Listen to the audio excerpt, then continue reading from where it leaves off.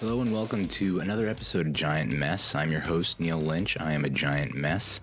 I'm a Giants and Mets fan who loves movies, comedy, TV, and a whole lot more. Now, this is the very last episode of the decade.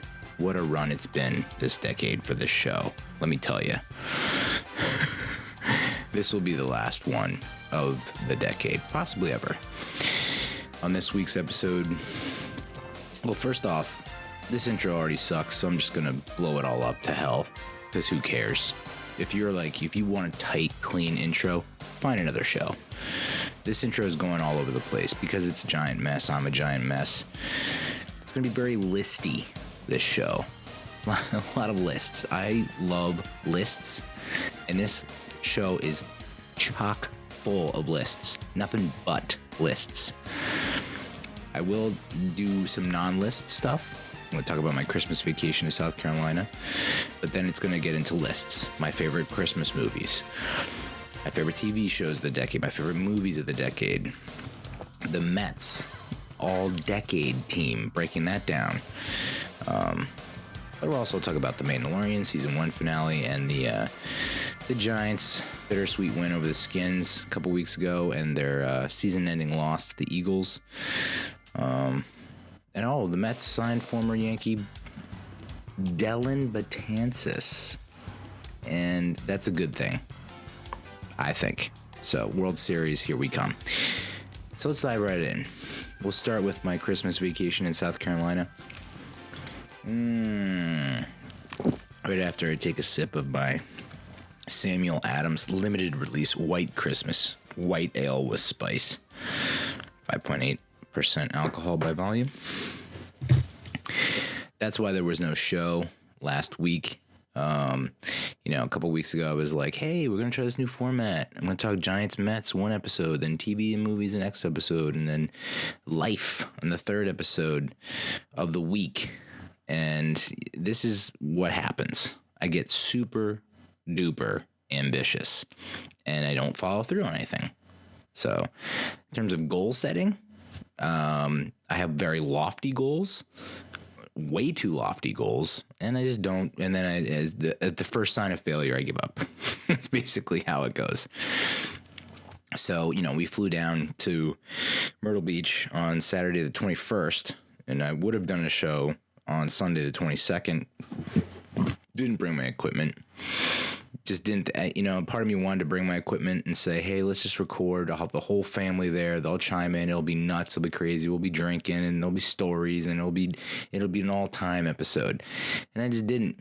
I thought, you know what? There's no way I can pull it off. In my head, I can envision it coming off as spectacular, unique, possibly the kickstart the show needs to keep my motivation going, and then I just didn't bring it.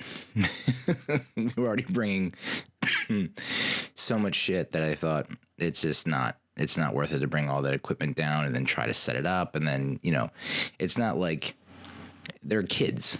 I have a niece and a nephew. The niece is 6, the nephew is 3, my baby daughter is 1. And after the week that we had, in retrospect, I think I made the right decision, because I don't know that I would have been able to record at all ever. And to try and incorporate them and to have any kind of outline for the show would have been impossible. So,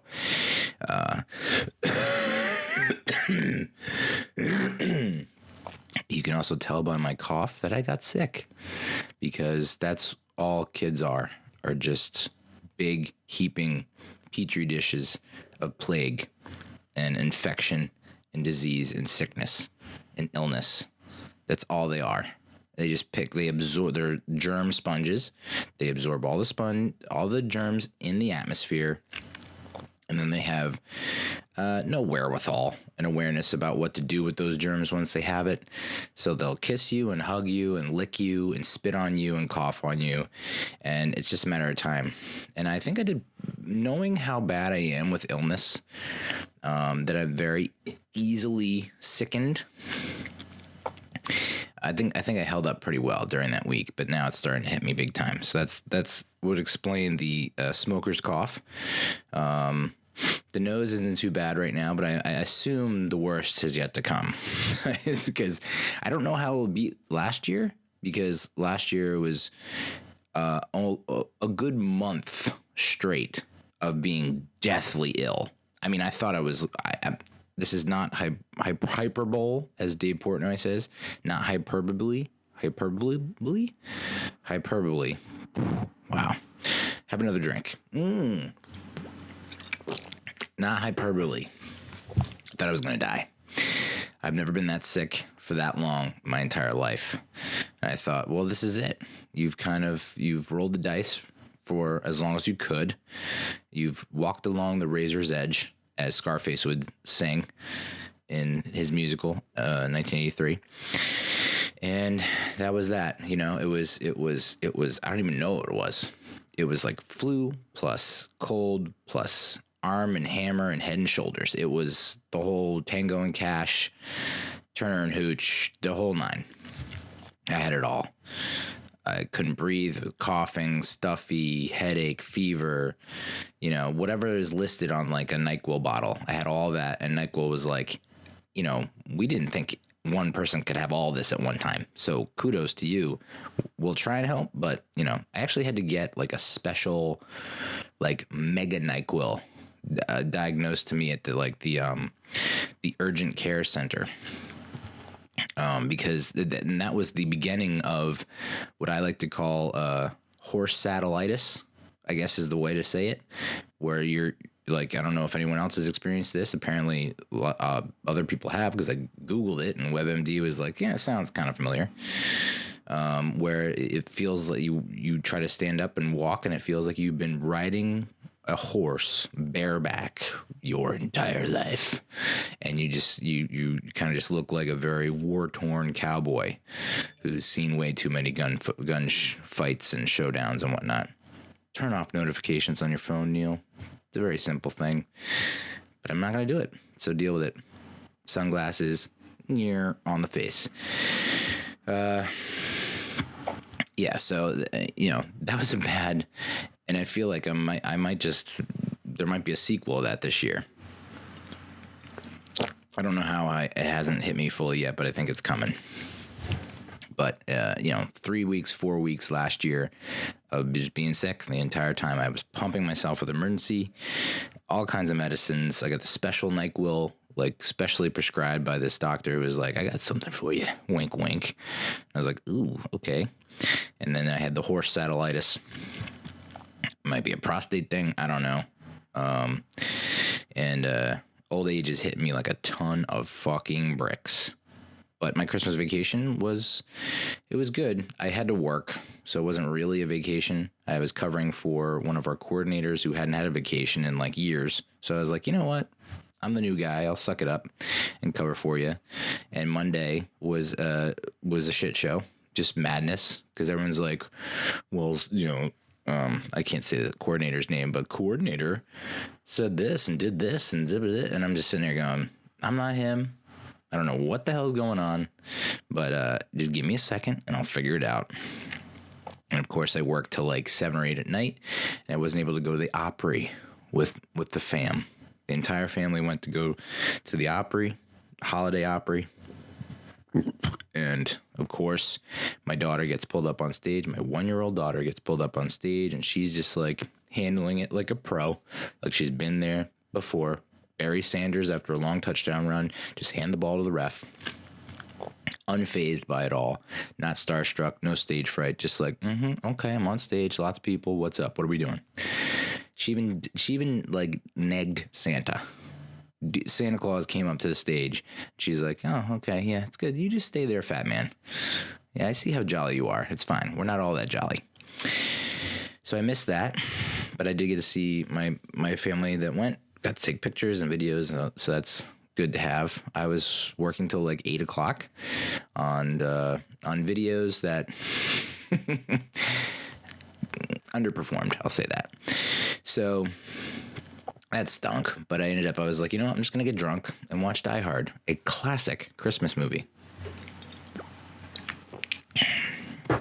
And I'm embarrassed to say this, but it was the first time I've ever watched Die Hard from start to finish, because I was 7 or 8 when it came out in theaters, so I wasn't going to see it in theaters. It's rated R, and you catch it. It's one of those movies where I catch it on cable, but I'm never able to fully watch it from start to finish. One, because there's a shit ton of ads probably, and two, something else is going on. So this was the first time I was like, I'm alone, I'm getting drunk, it's Christmas time. Die Hard is a Christmas movie, and let me confirm this. I have a suspicion that, why would everyone say it's a Christmas movie if it's not? So let me confirm it is, and I did. Got hammered and watched Bruce Willis tear it up, and it's 1,000% a Christmas movie. I don't even know how you even argue against it. The whole movie is set over Christmas. They dress up a dead bad guy in a Santa Claus hat, tinsel, ho, ho, ho. I mean, there's Christmas music throughout. I mean, they had the Christmas in Hollis to open the movie. What a song to open the movie. Christmas songs throughout. The only problem is, and it's Christmas in LA, so there's no snow. So I think that might have contributed to it being labeled not a Christmas movie. But I'm 100% on board with it being a Christmas movie. Just like I think Batman Returns is a Christmas movie. And Gremlins. Just because it's not 1,000% focused on Christmas, the holiday, like if it takes place during Christmas and has all the themes that you would have in a Christmas movie, like in Die Hard, it's about the... love is a huge theme at Christmas time. Family, love, forgiveness, giving. That all happens in Die Hard. He's reconnecting with his ex-wife. He's trying to get back in the good graces of his family. He's giving the hostages a chance to live. So, I don't know. To me, it gives me with that Christmas, it fills me with that Christmas joy. So I'm all about it. We had our, so before the Christmas vacation to South Carolina, I should mention that we had our office holiday party, which was pretty good. I won't get too into details about it, but they were serving a couple of interesting drinks at this holiday party. Something called Mother's Ruin, which is gin, yuck, sweet vermouth, yuck, sparkling wine, and citrus, yuck. Just a bucket of yuck. I don't understand why you would serve that, but I'm not a gin guy. Although Ryan Reynolds has aviation gin, and I kind of want to try it because it's Ryan Reynolds. But sweet vermouth, the only thing I think about when I hear sweet vermouth is that drink order from Andy McDowell in Groundhog Day. Sweet vermouth, lime with a twist or something like that. That's the only thing that I can think about. And then the other drink that they were serving the drink station was Hottie Toddy. Hottie Toddy, we likes to potty. With Canadian Club whiskey, which gave me a flashback to Movember at whatever that friggin' Capital, that huge ass club. It's probably not even a club anymore because that's how shit goes down in New York. But it was a huge club that used to be a bank or something like that. And I spent 2 Movember parties there and I think 2 New Year's Eve parties there. And that's when I got my Canadian Club on. But Hottie Toddy, not bad. It's a hot drink on a cold day.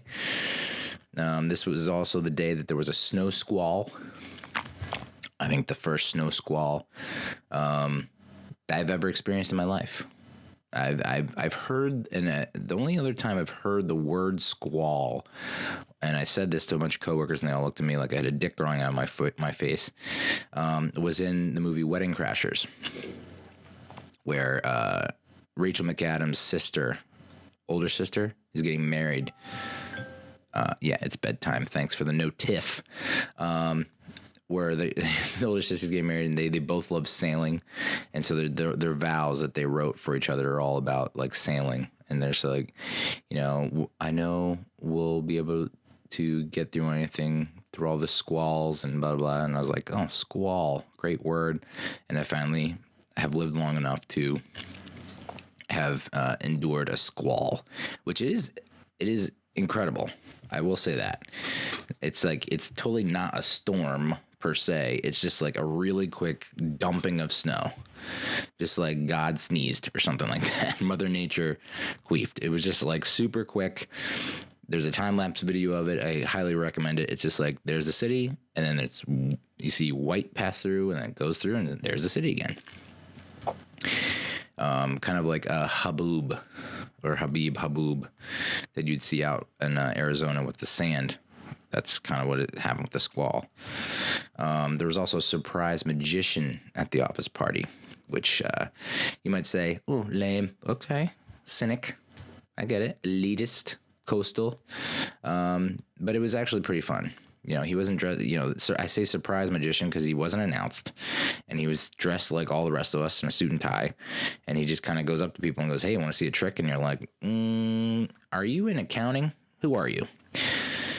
And now I have to pause to take a dump. Okay. All right. Okay. All right. Okay, we're back. Wow, that came out of nowhere. Whew. Okay, it was the wings. It was the wings for sure. That's what did it. That's what did me in. Like, not normal wings either. They look so big and meaty, and I saw one that was not. It looked like a mutant wing.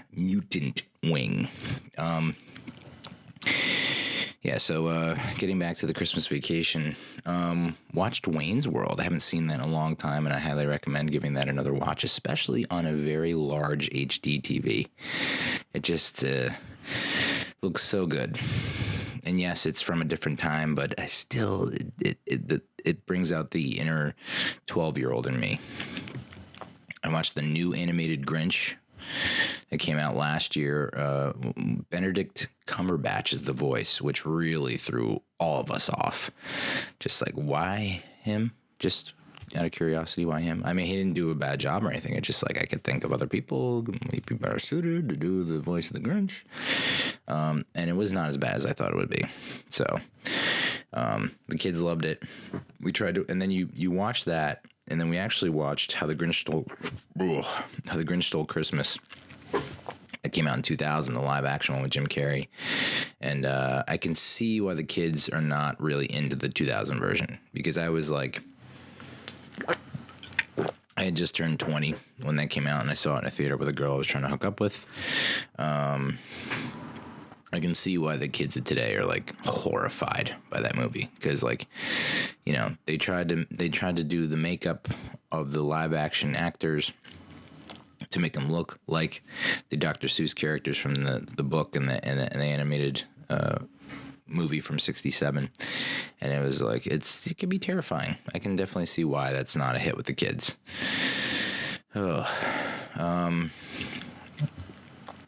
Christmas Day and night, we watched the Forged in Fire Yule log on YouTube from the History Channel. Very cool as far as Yule logs go. They basically just showcased all the like badass weapons that they've made or have come across during the tenure of the show. I don't normally watch the show, but it was cool. And, you know, they had the fireballs and slow motion in the background and had, you know, Christmas music. So definitely, of all the Yule logs, maybe the best, most badass.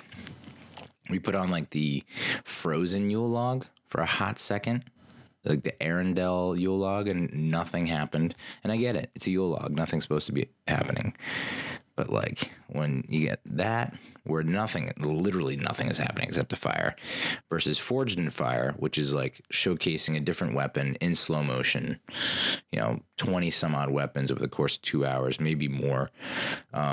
It's just no contest, hands down, Forged in Fire Yule log.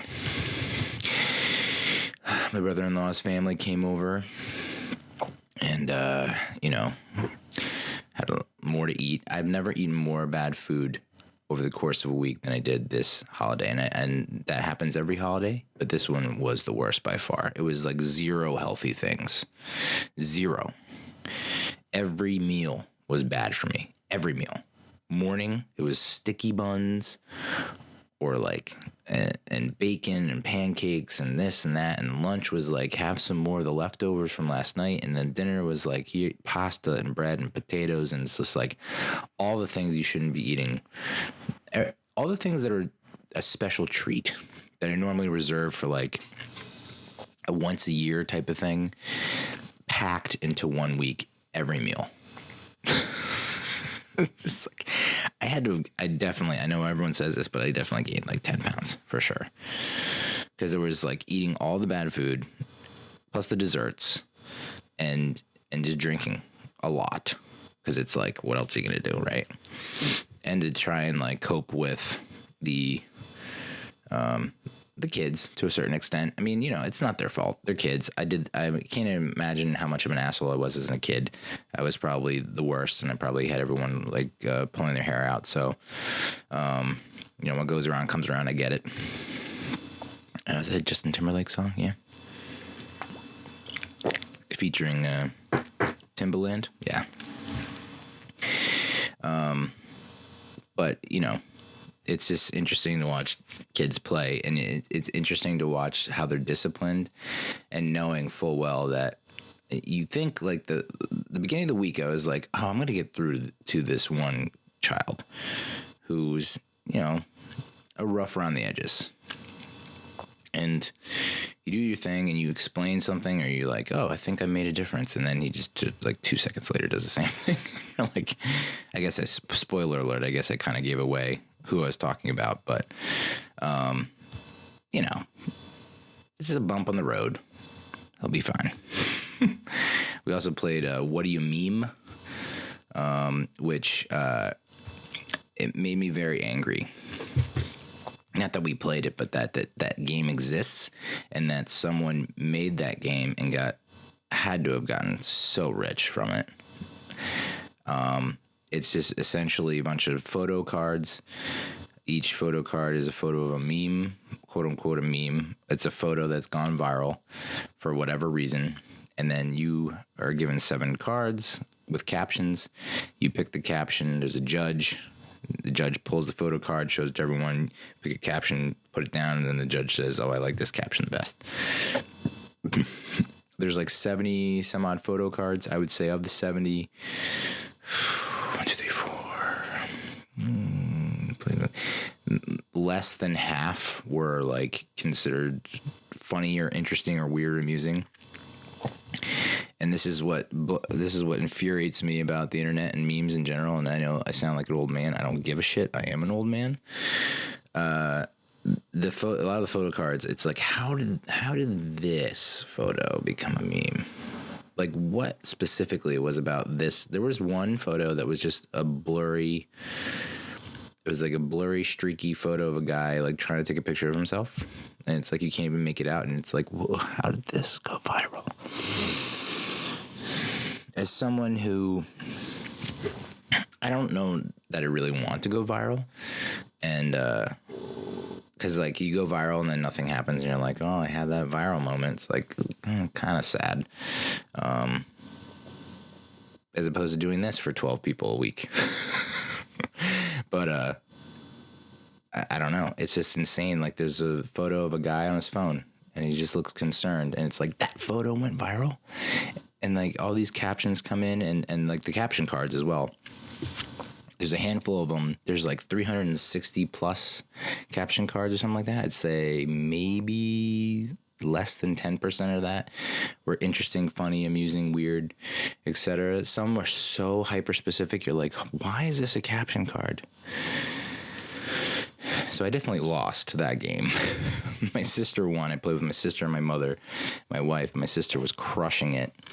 And I just, it was all like, all mine sucked. It was like, when grandma gives you $40, slips $40 in your pocket, when grandma tells you you look like a bull because of your septum piercing. It's like, what the fuck? That's an actual was that an actual caption, or did you come up with that for this stupid game?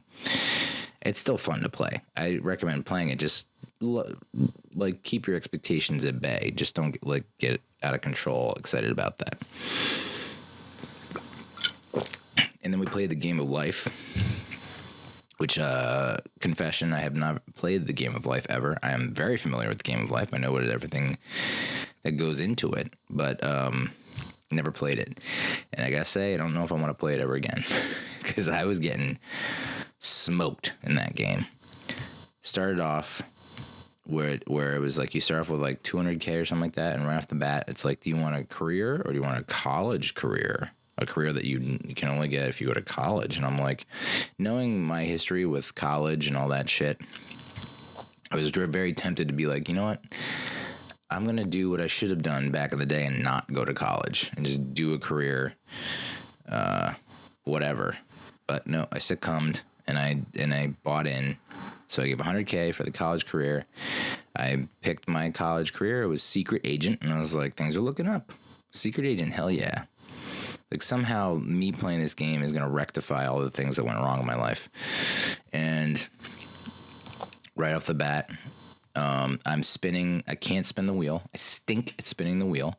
So I'm getting like ones, twos, threes, ones, two, threes. And I'm like way far behind everyone else. And my wife's trying to assure me, don't worry, you know, you don't want to do big spins. You actually want to do the smaller spins because you can hit more of the things along the way. You get more of the action cards, and the action cards with 100K, blah, blah. And I'm like, okay. And then it's like every action card I pull was like, someone scuffed up your shoes, pay the bank $20,000. Like that makes any sense. You bought a home theater, pay the bank $50K. You bought a pet. You bought an exotic pet aquarium. Pay the bank. Blah blah blah. And I was like, how am I the only one getting pay the bank? When do I get paid? And then people were getting married way before. I haven't even hit a payday yet. I'm not even close to getting any kind of income because I keep hitting these stupid action cards where I'm paying the bank. And then everyone's getting married, and you have to give them wedding gifts, and then each wedding gift is 50 to 100K. And I was before my like third spin, I was 50K in debt. I ended up in second place with like 3.47 million, but like, good God. I was like, I can't believe I even suck in the game of life. Suck in real life, suck in the game of life. So that was my Christmas vacation to South Carolina. Riveting stuff. I'm sure I'm leaving out 1,000 things, but hopefully I'll have a family member listen to this and chime in and say, well, what about this? And what about that? In terms of best Christmas movies, this is in no particular order, but these are really like ones that I could probably watch over and over again. No complaints. Home Alone, Elf, Christmas Vacation, Scrooged, Bad Santa, A Christmas Story, Batman Returns, How the Grinch Stole Christmas, Four Christmases. That list is a little weird. Now I'm looking over it. Not like insanely. And Die Hard, obviously. So, yes. Four Christmases, I guess, if you were to say, that one kind of sticks out. Four Christmases. I didn't see it when it came out in theaters. I only watched it when my wife was like, I love this movie. It's my favorite, one of my favorite Christmas movies. You have to watch, blah, blah. And I watched it, and it's like every Christmas that rolls around since we've been together 6-ish years now. Watch it every Christmas since then. It just feels right. And it is spot on with, like, you know, visiting your family for Christmas, especially when you have, you know, all the different peculiar characters that come along with your family. I think they really nailed that. So Vince Vaughn, Reese Witherspoon, came out in 2008. Also has Kristen Chenoweth, Jon Favreau, who's does a really great job as either Dallas or Denver, Vince Vaughn's brother in the movie. Robert Duvall, what's her face from Elf and from Step Brothers. Sissy Spacek is also in it, I think, or something. But there are a lot of just really great one-liners. The one that always gets me is when Robert Duvall is on the roof with Vince Vaughn. Is it Kenny Chesney? It's a country star, and then it's Jon Favreau, and the two brothers are watching Vince Vaughn try to install a satellite dish, and just drinking beer is not helping at all. And Robert Duvall is pissed that he has a satellite dish. He doesn't want any newfangled technology. And one of his grandkids comes up and is like, "Hey, when are we gonna go see, Grandma? I'm really excited to meet her new boyfriend or something like that. And Robert Duvall goes, your grandma's boyfriend is a first class panty sniffer, ass sniffer. Yeah. And I fucked it up. God damn, Neil. You're the worst.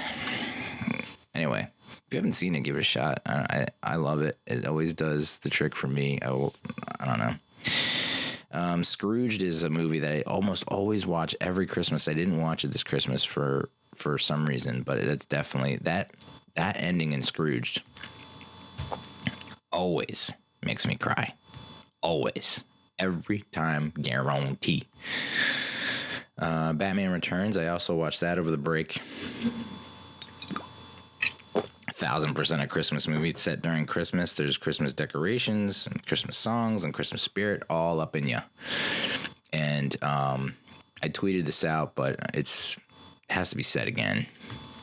If you don't get boned up watching Michelle Pfeiffer dressed as Catwoman pin Michael Keaton's Batman to the ground and lick his face on his lips, and then Michael Keaton does the little lick himself, lip lick. I don't know what's going on with you. Maybe you're asexual, and that is fine. That is totally cool. But if you're not asexual and you have a little bit of hormones going through your bod, that's got to be like a top 5, top 10, like sexiest moments in cinema history. So yeah, that's my list. Home Alone, Elf, Christmas Vacation, which my wife doesn't like, by the way. I wouldn't say she hates it, although I always bring it up that she hates it to people that love it, just so that she gets personally attacked because I'm a loving husband like that. Four Christmases, Scrooge, Bad Santa. I think it's losing its luster. I don't know that it has like the evergreen appeal that Christmas Vacation, Elf, and Home Alone does. Something about it. I don't know. Christmas Story, which that's another one that's kind of might have run its course. I think people are turning against A Christmas Story, and I think it's because it just gets played to death. You know, the 24-hour marathon that's on like TNT or TBS or whatever. I think it's on so much, on loop, on repeat so much that people just get sick of it. How the Grinch Stole Christmas, the 2000 movie. Like I said, it's got to be terrifying for kids. Luckily, I wasn't a kid when it first came out, so I'm totally cool with it. And of course, Die Hard. Honorable mentions, because you got to have those those honorable men's. Gremlins, which, you know, they gave me hardcore night terrors when I was a kid, but now I can look back and say, oh, look at those little critters. And I also have medicine for the night terrors now, so I think that combats the gremlins in my brains. Office Christmas Party didn't do like that well at the box office. Could have been better, but it has an amazing cast. Aniston, Bateman, T.J. Miller. What's her face from SNL? What's her face? Who used to date Aaron Rodgers? It's just got a jam-packed cast. Vanessa Bayer from SNL, first and foremost.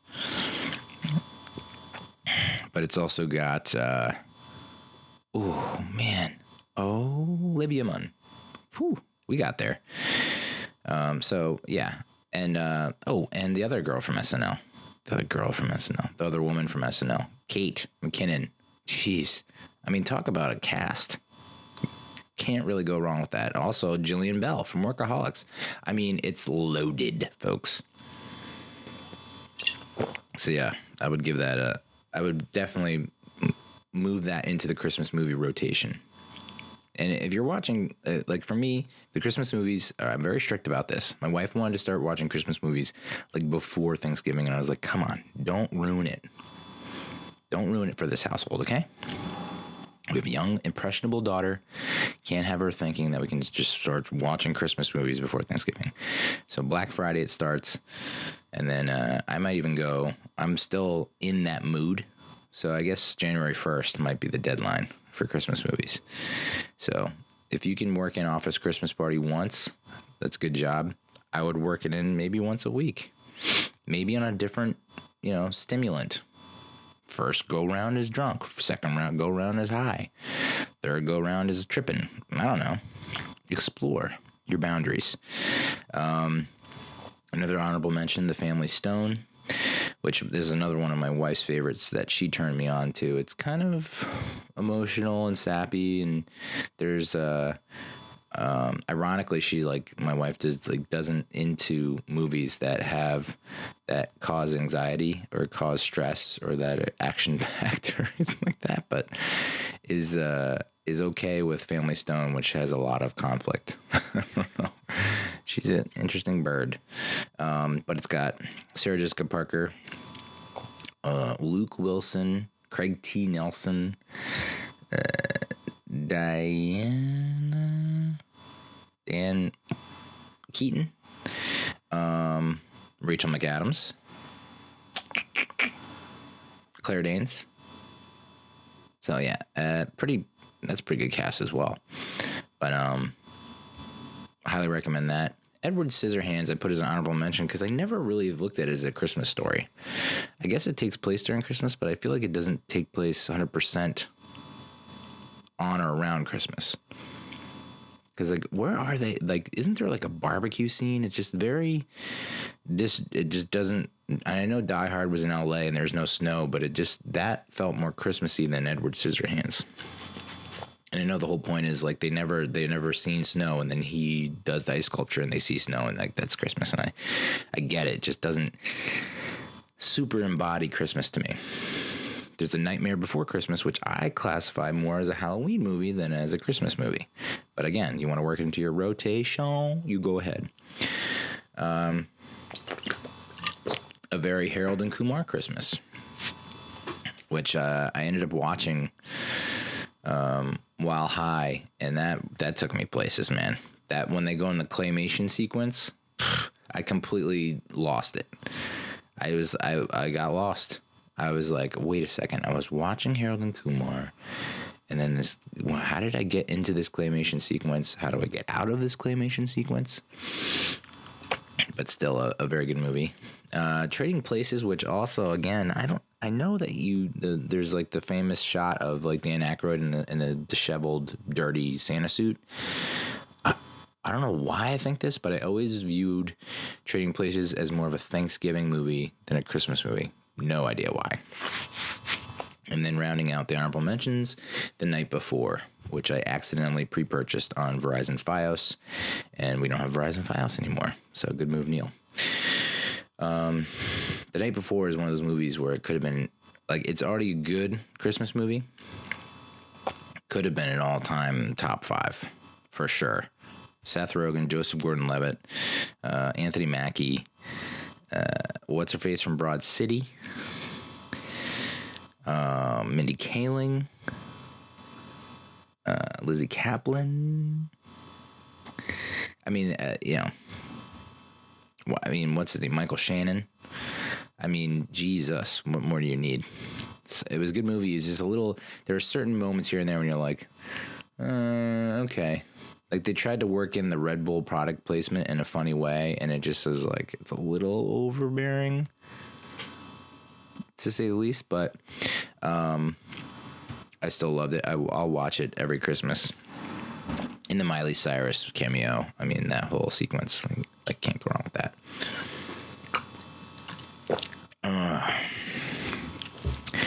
So that's life. Let's talk about TV.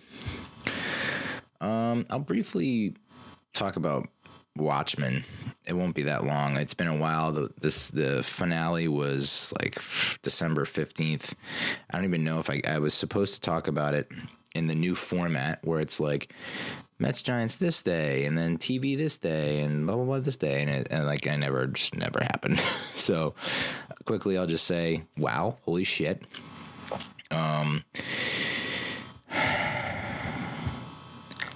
Dr. Manhattan has got to be one of the most frustrating people in the universe.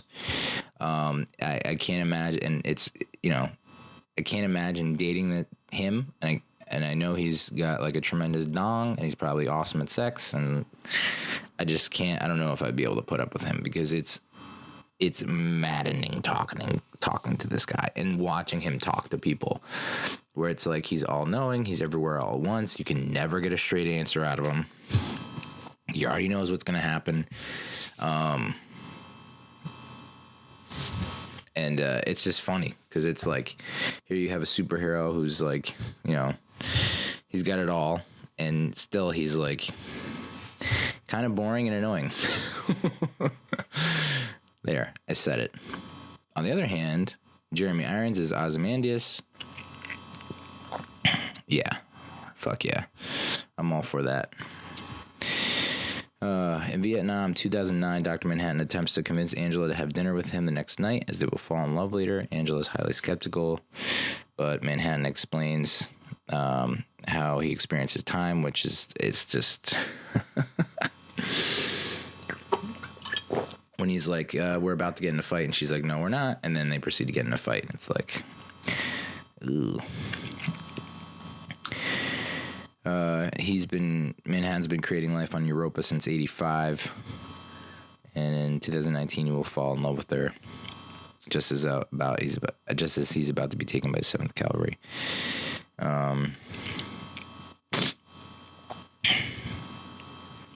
Adrian Veidt was sent to Europa by Dr. Manhattan, and that's where we find out that, like, those, they're not clones, but the servants that are being, you know, produced somehow, were actually two people that Dr. Manhattan caught having sex when he was a kid, hiding in a closet.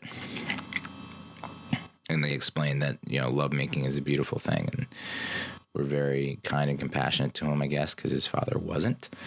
So that's who we modeled these servants after, Dr. Manhattan.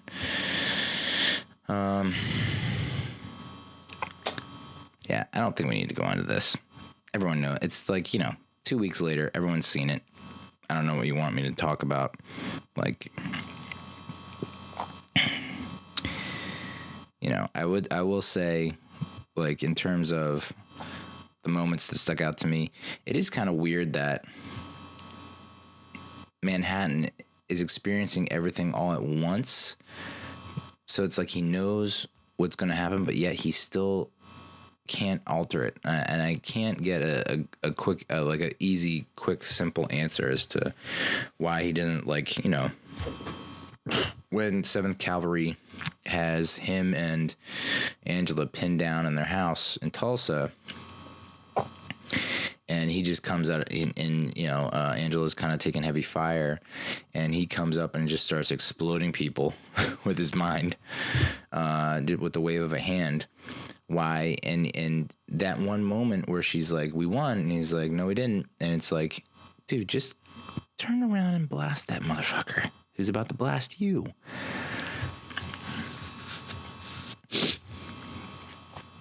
Like, you know, I don't know. It feels like, although, and this is where I get confused, if it's like a Doctor Strange thing, where, you know, Doctor Strange in, like, Infinity Wars, like, I've been through this exact scenario 16 million different times, and this is the only outcome that will work. I guess that's a similar type thing with Dr. Manhattan, where, like, he's been through everything all at once, and he has seen the outcomes for alternate timelines and universes, and is like, this is the best for everyone, for us, for you, for me, blah, blah, the universe. I don't know. But it just seemed like, dude, while you're standing there and telling her, no, we didn't win, you could have just turned around and, like, you know, got the guy who's going to suck you into his ray gun or whatever the hell it was. Find out that Lady True is Dr. Manhattan's daughter. I mean, you know, people are already saying, like, it's not only the best show of 2019, one of the best shows of 2019, which I wholeheartedly agree with, but one of the best shows of the decade, dude. I mean, yeah, I'm totally on board, and I agree with that. I was completely happy with the finale. there were little things here and there that nitpicky Neil can nitpick about, you know. Would have liked to see more of the conflict and the resolution between Angela and Laurie Blake, because, I mean, Dr. Manhattan was Laurie Blake's ex, or is Laurie Blake's ex, currently dating Angela, so, like, was hoping to see, like, a kind of a final clash between Angela and Laurie, and saying, like, you know, that's my man's, what are you doing? But the way it ended in season 1, even though I guess Lindelof said he would not return for season 2, I guess, maybe not. Maybe that's something that they can explore in season 2. But I also listened to the podcast, all 3 episodes of the podcast that Lindelof does with, what's his name? Craig Mazin, maybe is his name, a writer. And he said that's the beauty of Watchmen, is that we don't have to continue with everything that happened in season 1. That they can do this another time jump if they wanted. They can go explore all kinds of other characters while still having, you know, I guess, some kind of continuity with the season 1, you know, just like they did with this season and the graphic novel from 85. You know, they had, you know, your main characters that you're familiar with from the past, but then they were able to introduce the new characters, and then Lindelof seems to think that they can do that for season 2. I'm all for it. Would love to have him still involved, though, because it seems he knows what he's doing, and he's handled it well.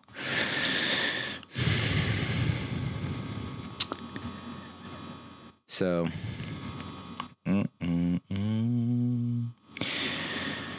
we also found out Lady True, all right, yeah, is Dr. Manhattan's daughter.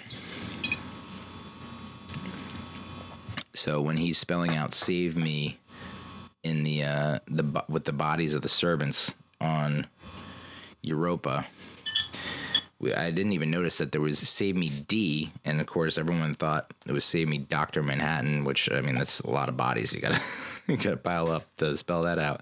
But it's actually "save me daughter." So Dr. Manhattan sends Vite to Europa because he thinks that's utopia, paradise, where he can free himself of the ills of the reality of his current life on Earth. And then he becomes bored with that, and he conjures up these conflicts to keep him interested, especially with the game warden.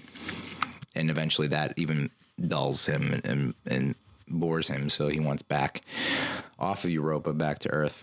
And so Lady True ends up saving him.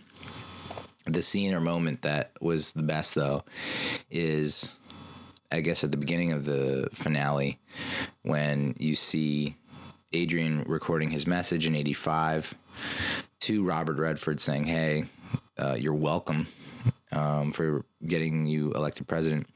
You see one of the workers go up to his office, pressing a couple keys on the computer, unlocks a vault. It's behind a picture of Alexander the Great, I think, who is one of the Jesus. Well, Sunday night and your brain is fried.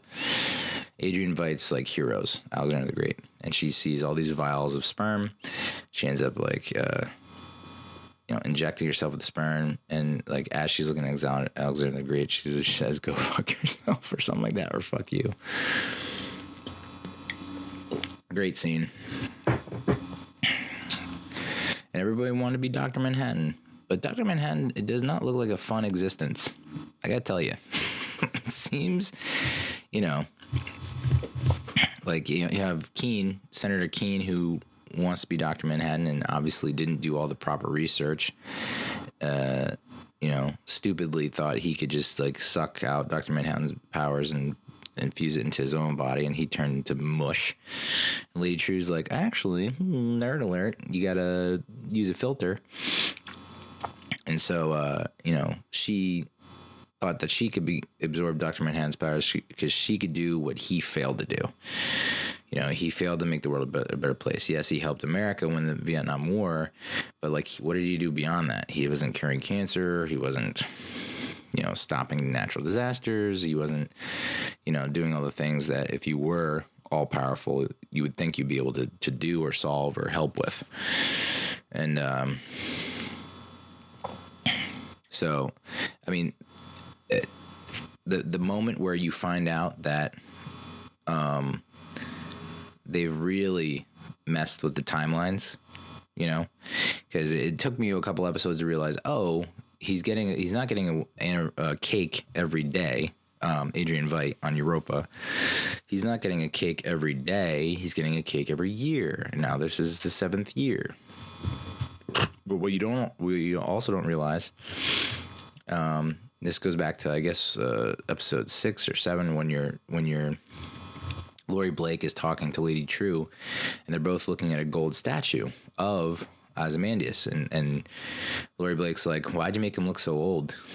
And Lady True is like, well, in our culture, we actually respect elders, blah, blah. And it's like, nah, son, that's actually Adrian Veidt, who's encased in a gold preservative thing. Oh, man. Moments like that make the show so good, and why it deserves all the awards.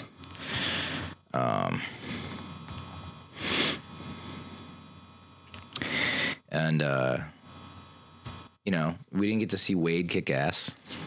Looking Glass. He obviously escaped and got out of that whole 7th Cavalry attack at his home. It would have been nice to see that. But he ends up being disguised as one of the guys in a Rorschach mask, which is kind of like, you know, worlds colliding, because the whole time we're like, this guy basically is Rorschach to a certain extent, that I wouldn't be surprised if he's related to him. But he's in the Rorschach mask, and he's like, don't worry, Laurie, I'm going to get you out of here, but I got to wait for the right moment, blah, blah. And then that also is not, I feel like we didn't get the ending that we were hoping for with Wade and Laurie. Yes, they brought Adrian Veidt to justice. We're like, whoa, not so fast, tough guy, smart guy. We got to bring you in. You've committed a crime where you killed 3 million people. You can't just like skate away. Like, thanks for saving the world again. But yeah, you gotta go to jail. Adrian Veidt, dude. Using the shrimp to algorithmically drop shrimp from the skies to keep people thinking that there's a transdimensional squid and that the dimension portal, whatever, is still open and it can happen again. And then dropping the temperature down and freezing the scrimps so that they're like bullets from a Gatling gun from up on high. Which, that was another thing where I was like, okay, if they're firing that down, it's obviously, it put a hole in Lady True's hand, destroyed that orbiting, the hovering orb that was gonna, like, I guess, give her all the powers. And then you just see Angela, like, kind of just running, jogging through it all with, like, a suitcase above her head or something, and not getting affected. It's like, what? And then the movie theater. The same movie theater that we see in episode 1 where Will Reeves was watching the movie about Bass Reeves, and like, that's not being destroyed. Kind of, I don't know, very convenient. But I did like how, you know, Angel's like, yes, Will, you can stay with us. And as Will is like going to bed or something like that, he's like, you know, I actually, Dr. Manhattan, I do wish he would have done a lot more, you know. But the way that the absolute endings, the last scene with Angela, where it finally dawns on her about the eggs, which the eggs have been a running symbol and kind of an egg. The eggs have been an egg throughout the series. She remembers the line he says about, you know, oh, well, I do believe I have the ability to transfer my powers through blah, blah, blah. So then that's when she cracks open the egg and eats it. And then you see her take her foot, like, is about to step on the water. It's like, oh, yeah.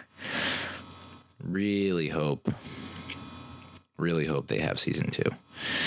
And I'd like to see a continuation of the storylines laid down in season 1, but I wouldn't be opposed to maybe a time jump in season 2.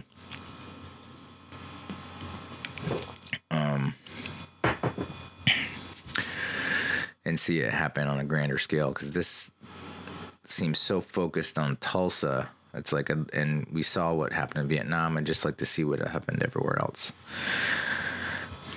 And the 7th Cavalry, it's like the big thing with that Keene was saying was like, okay, Judd and Keene were put into place to make sure things didn't get wacky with the cavalry. Well, now they're gone. So now is the cavalry just going to go buck wild, or is it just you cut off the head of the snake and, everything else falls apart? Very excited to see what happens there.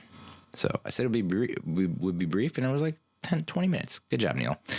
The Mandalorian, Chapter 7, Chapter 8. Chapter 7 was called The Reckoning. Chapter 8 was Redemption. Chapter 7 was December 18th. It premiered.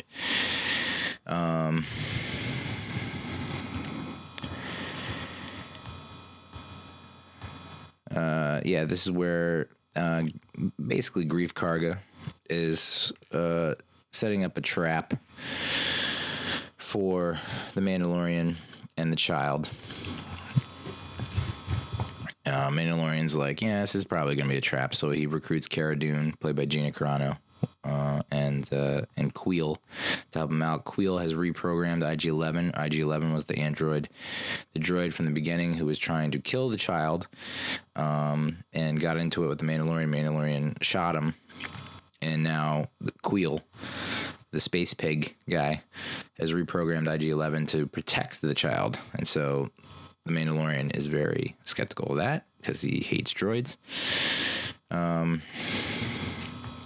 They meet up with Karga and his associates. They're attacked by Minox, which kind of look like dragons. Karga is like severely, fatally injured. The child comes over. I like how they call it the child, first of all. The child. They don't call it Baby Yoda. They call it the child, but we all call it Baby Yoda.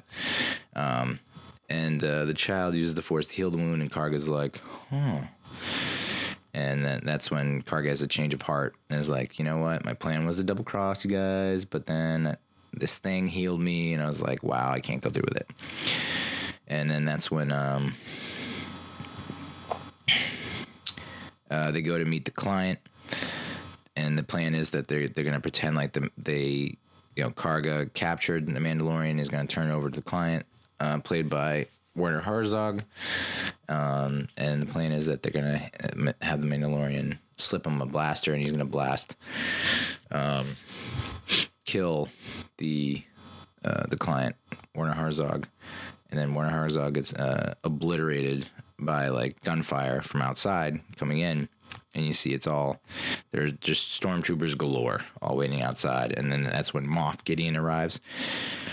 And the Moff Gideon is played by the dude from Breaking Bad, the guy who owned Dos Hermanos, the chicken joint, I think it was.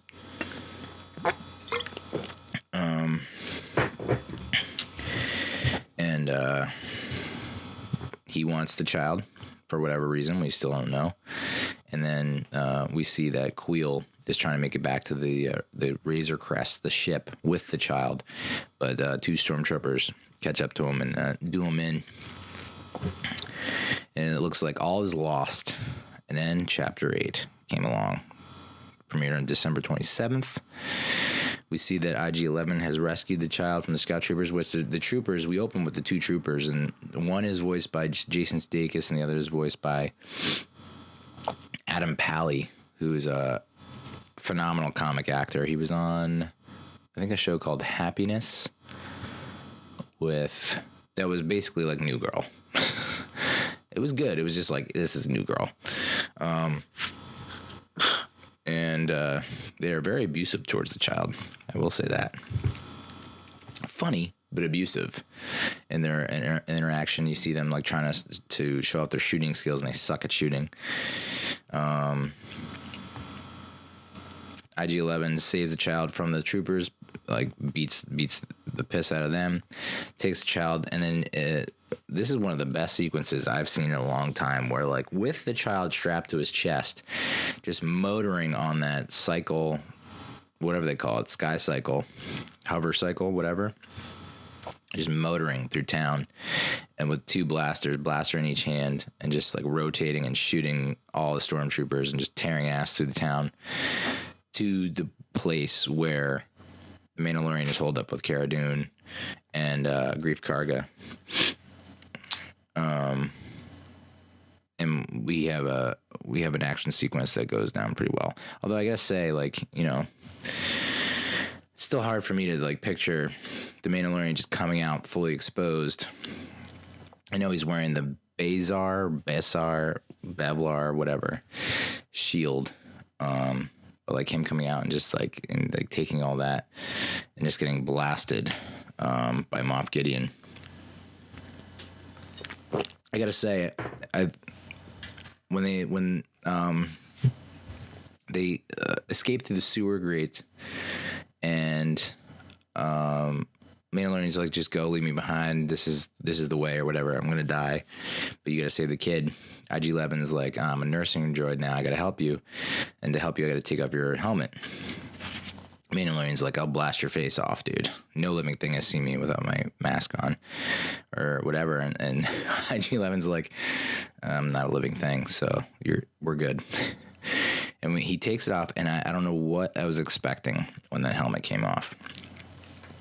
I don't know what I was expecting. I was like, because episode 1, I looked it up, who's the voice. It's Pedro Pascal from Narcos and from Kingsman, Secret Service, or Golden Compass, or whatever.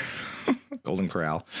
So it's like, I knew it was Pedro Pascal, but I was like, are they going to make him look like Darth Vader from Return of the Jedi when he's offed by Luke, and like he finally removes his mask and you see like he's all pale and burnt and just looks awful. And I thought, like, okay, we're gonna get like a kind of a callback to that when they take off the Mandalorian's mask or helmet. And I was like, no, it's like he's kind of sweaty, kind of beat up a little bit, but he's still looking pretty decent. And yeah, I don't know what I was expecting. I was expecting something different. But the part that was confusing to me was, and this is where my Star Wars fandom is coming up short, is like, we've seen the flashback before, but now the flashback is played out a little bit more, where the parents put the Mandalorian, whose name is Din Djarin, I think, Olive Garden, and he's put in the bunker, and then, you know, explosion, you're led to believe the parents are killed, and then the doors open, barn doors open again, whatever, storm doors are opened, and there's a Mandalorian looking bounty hunter there, and I'm like, is that Boba Fett? No, it's not Boba Fett. I don't think so. Pulls the kid out, and you see he's got the jetpack. All the other Mandalorian bounty hunters have jetpacks, and kind of blasts off with the kid. And then when they meet up with when the IG-11, after IG-11 heals the Mandalorian, Din Djarin, whatever, goes down the sewer, meets up with the armorer, and she's like trying to explain to him that, well, here's the thing, like you have to take care of this baby. You either have to return this baby child to its rightful place, or you have to like train it to become a Mandalorian or whatever. And so he's like, yeah, I'm not cool with that. She's like, well, that's the way, it's the creed, you signed up for this. But then there was something about how like the Jedi are the enemy, and they're like evil sorcerers. So I'm interested to see how that plays out and is explained a little bit more in season 2. And I haven't done a ton of research about it, but it's like, how did the Jedi all of a sudden become the bad guys? I don't know. But a nice, interesting twist for show. IG-11 doing this self-sacrifice. Oh, when he says, like, I've analyzed your voice and it's sad. When he's like, basically gave and this goes back to, and they mentioned this on Lights, Camera, Barstool, how he said, This felt like a very Dr. Manhattan, Doctor Strange thing to say. IG-11's like, I've played out all the different scenarios, and this is the only outcome where we have a fighting chance. It's like that harkens back to those characters and their outlook on life. But IG-11 sacrifices himself, and Mandalorian gets a little choked up. He's like, "Yo, dude, we're bros. We're better now. I love you."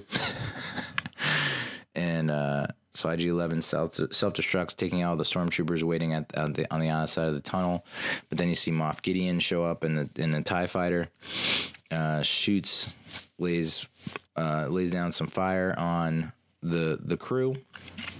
I love that Grief Karga, Carl Weathers, was like, turns to the child and was like, "Hey, just do the little hand thing." And Gina Carano looks at him like, it's not that simple, dude. Also, there was a kind of a, I guess you call it a meme, I don't know, a funny tweet I saw on Twitter, where there's that line where Gina Carano's like, Mandalorian isn't a race, because they're talking about, I guess, Din Djarin's origins and whatnot. And Gina Carano goes, Mandalorian isn't a race.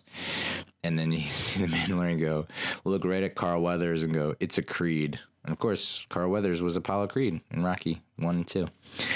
And like the meme or whatever is like 4 pictures, and it's like Gina Carano saying her line, Mandalorian saying his line, and then you see like, they don't do this in the show, but you see like Carl Weathers' reaction to it, like, dude, I am Creed.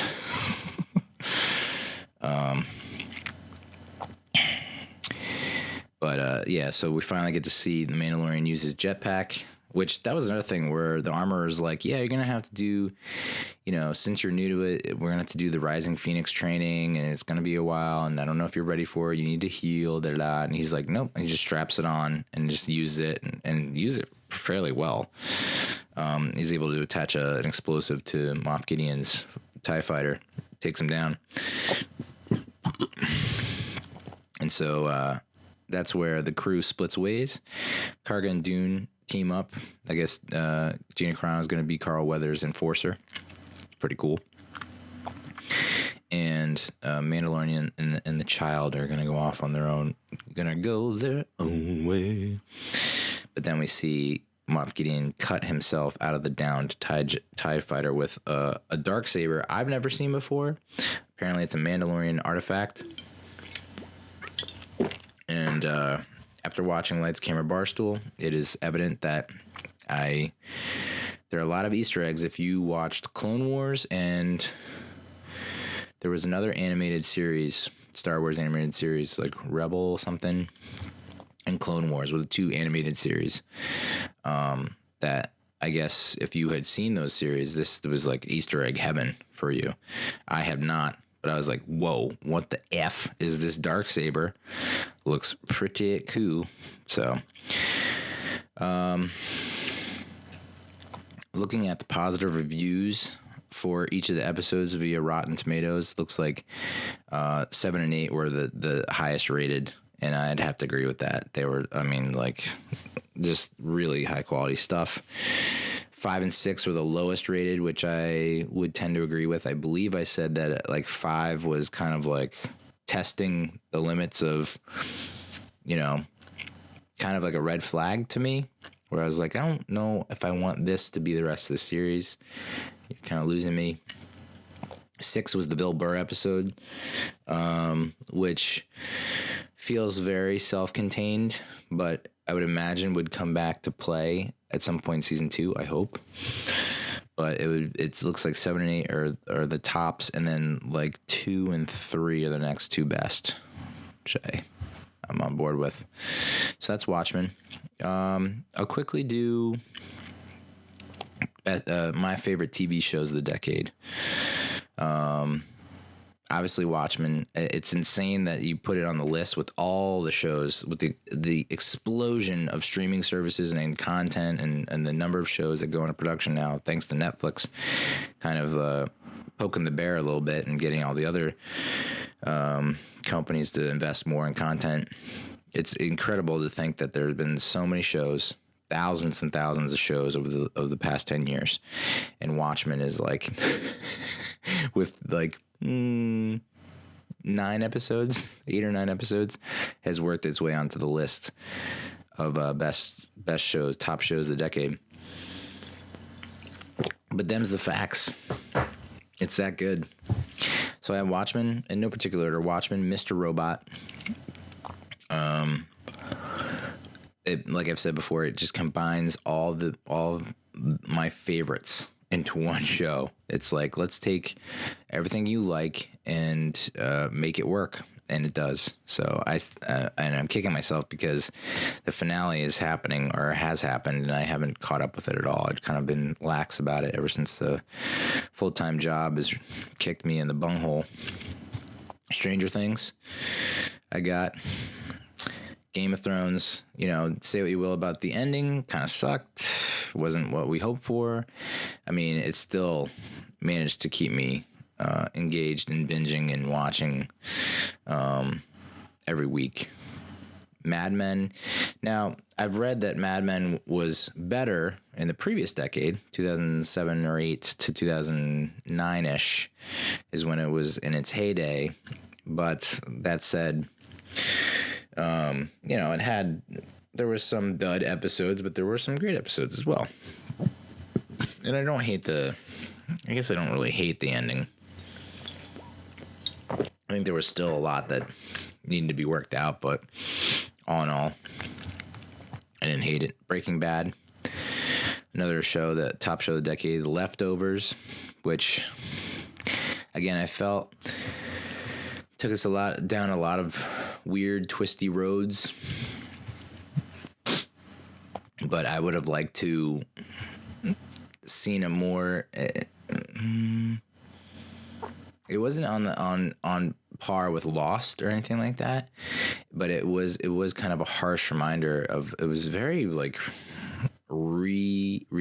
for as out there as it was very real in its conclusion for closure. I was like, this is an event and this is what happened. And sometimes things in life can't be explained. And it's just like, some people could see it as a cop out, like an easy out, but it was like, that's what happened. And, they are alive in this alternate universe and you can't go there. And so, but it was the acting in that show is really what brought it home. Which I guess, was Regina King in that? Yeah, she was.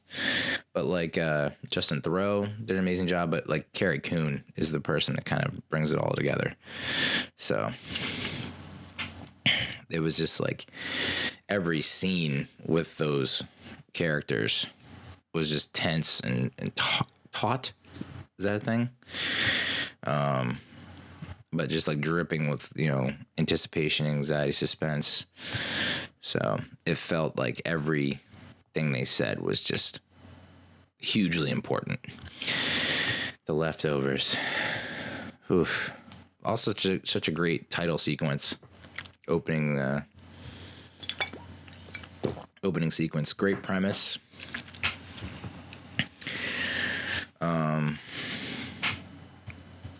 Yeah. Broad City. I had to put that on there. It just in a decade that I feel like we kind of lost our way comedy wise. I don't know why I say that or why I think that, but it's one of the few like strictly comedy shows that did well. Key and Peele, which way too short-lived. I think that could have gone on forever and ever and ever, but I don't think they were into that. It's Always Sunny in Philadelphia. Can't argue with that. Obviously there was 5 or 6 years in the previous decade where they were really hitting their stride. And then this decade has been more about kind of coming to terms with a lot of the social justice warring, I guess, that's going on. And also the evolution of the characters as well, like Mac coming out as gay, and Dennis who hasn't really got his comeuppance yet, but just devolving into madness. And then, of course, Mac and Frank continue to do their thing. Dee having some moments here and there, which is nice. So, I mean, I've heard some interviews with like Charlie Day and maybe even Mac where it feels like they could do it forever. I don't know. And I'd be down with that. And then you can tell I did a ton of work on this. The last two, so this is the top 12. New Girl and Parks and Recreation. I could watch, New Girl is kind of like, it got that, it's almost like Friends, where like I could binge watch all New Girl again, in a heartbeat. I think Jake Johnson, his character Nick Miller was like, I forget the publisher who put this out, but they had a list of like the top characters of the decade, and Nick Miller made the list, and rightfully so. He really was like the impetus for that show, and when he wasn't heavily featured or part of the storyline or whatever, and it's just here and there, it just didn't feel the same. So, and Parks and Rec, I remember when that first came out, I was like, oh, nice. So it's like fucking The Office meets 30 Rock. Great. And it turned out to be one of my favorite shows. Honorable mentions. There's a bunch, so buckle in. True Detective. Season two really kind of made me sour on this. I didn't even watch season 3, so I don't feel right putting it on my list if I haven't even watched all seasons. But season 1 is like one of the best seasons of television history. I don't understand why Woody Harrelson and McConaughey don't like partner up and do more stuff together.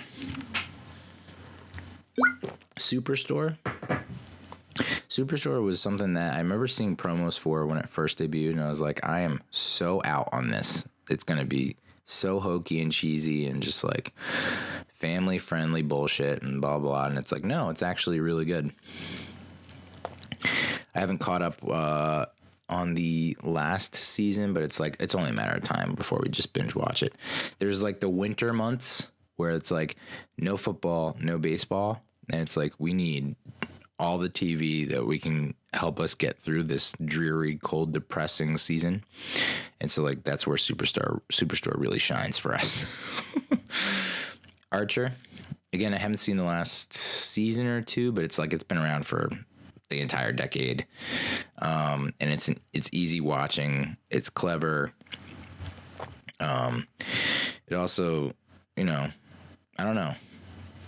It gets the juices flowing a little bit here and there. They have sex scenes. I got a weird thing with cartoon sex. Don't judge. I guess I have to put Master of None as an honorable mention. I was very tempted to not include it. I think it takes itself maybe a little too seriously at times, but I'm interested to see I don't even know if he's going to continue to do it. Unless I really have been living under a rock and I missed the news.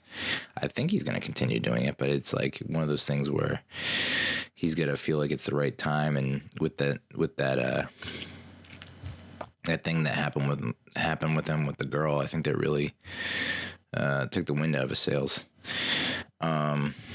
Still love the series. I just think at times it tries to be something more than what it should be. If that makes any sense. Schitt's Creek.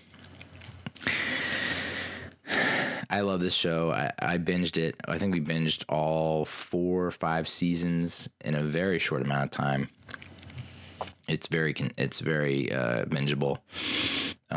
Glow.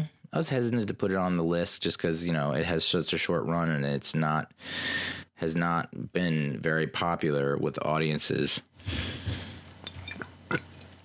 But I like it. There's only a few things I get really nitpicky about, but overall, it's I would put that above Orange is the New Black, which I do not have on honorable mentions or on top shows of the decade, which probably a major oversight. But I think like if it weren't for my wife, I don't think I would have watched it at all. And it's like, I'm glad I watched it. But I just don't, on my own, I wouldn't seek it out. Big Mouth, I mean, that was very close to making my top shows list, even though it's like there's no real cutoff. I put 12 shows. That's the top. But Big Mouth is the hardest I've laughed in a very long time. The hardest I've laughed at shows. Let's do a countdown of that. Let's do a list. Ren and Stimpy, when I was 11 and 12, I've laughed so hard that I got yelled at by my grandmother. That's how good it was. I'm trying to think of other times where I've laughed so hard. But I think Kroll Show, which I don't even have on here. You know what? This list is so stupid. Just forget this list completely. The fact that I don't have Kroll Show on here is just a major, major oversight. You know what? I'm going to slide that in. So that's Kroll Show is 13. So this is my top 13 shows of the decade. Feels like every list I put together has 13. And I don't think that's a good thing. I think it's a pretty bad omen. But yeah, Kroll Show definitely belongs as one of the top shows of the decade. And again, just like Key and Peele, very short-lived. I would say Inside Amy Schumer is very close to being on this list, maybe even honorable mentions. I would throw maybe Inside Amy Schumer in there, because there was like that 1 or 2 years, might have been 2013, 2014, 2015. It was like she was the shit, top of the game. And then, I don't know, she got all this fucking backlash. The Good Place, I have it as an honorable mention just because I'm very pissed off with how NBC is handling the show. It's like they put it on Hulu, but then it has an expiration date on Hulu. So if you don't watch it in like a month, it expires. So and it's a linear program. So like if you can't just dive into episode 4 of the new season without having seen the previous 3 episodes. And so then you have to wait for it to come out on Netflix. And, you know, by that time it's like, I don't know. So this is my way of punishing The Good Place. Not having a good distribution strategy. Just put it up and let people watch wherever they are. And run as many ads as you want. Cripes. Brooklyn Nine-Nine. Another show that, like, if ever I'm in a pinch, I'm like, what the hell do I watch? I just throw on Brooklyn Nine-Nine and binge an entire season. Love me some Andy Samberg. Also love me Joe Latrulio, I believe his name is, guy from the State, MTV's The State. Brockmire on IFC. I feel bad putting this as an honorable mention because I've only really seen most of season 1. I have not seen season 2 or 3, I don't think. It also kind of stinks. I don't know why I hold this against the show or its actors, but like Hank Azaria has come out and said that he does not drink, but yet he plays a drunk, and it just feels like inauthentic to me. I don't know why. It's such a weird way of thinking. I have a very unique sense of justice. I'll say that. BoJack Horseman, this was in like a top 10 shows of the decade on every, like, Rolling Stone, Vulture, blah, blah, blah, Variety. I think I watched through season 3 or 4, and it just got like maybe just too depressing, and it just felt too not repetitive or redundant, but yeah, I guess to a certain extent that's what I'm trying to say. Not cyclical, but like it's the same bullshit. Like he's gonna hit rock bottom, say he needs to get better, tries to get better, falls back into the same pit of despair every time. And I don't know, I just kind of it kind of just wore on me a little bit, because I was like, where's the show going? Like, I feel like he's just gonna keep doing this, and then he keeps turning up to be fine. So it's like, what's the problem? So I have not watched, I don't think, season 5 or 6, but I did like season up to season 3 or 4. Party Down.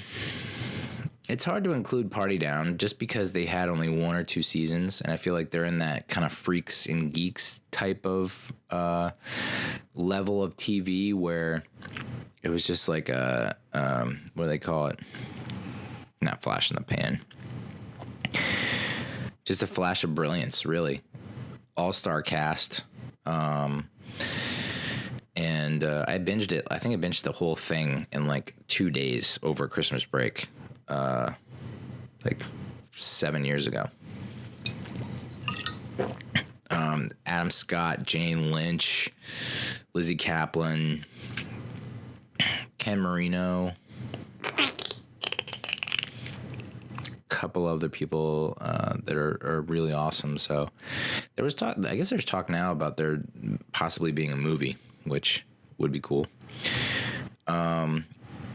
Yeah, so those are my honorable mentions. I probably left out a ton of shows that I usually watch a lot of, but those were just kind of like looking over the top of lists that I came across. Those are what kind of coincided with mine, and then some off the top of my head.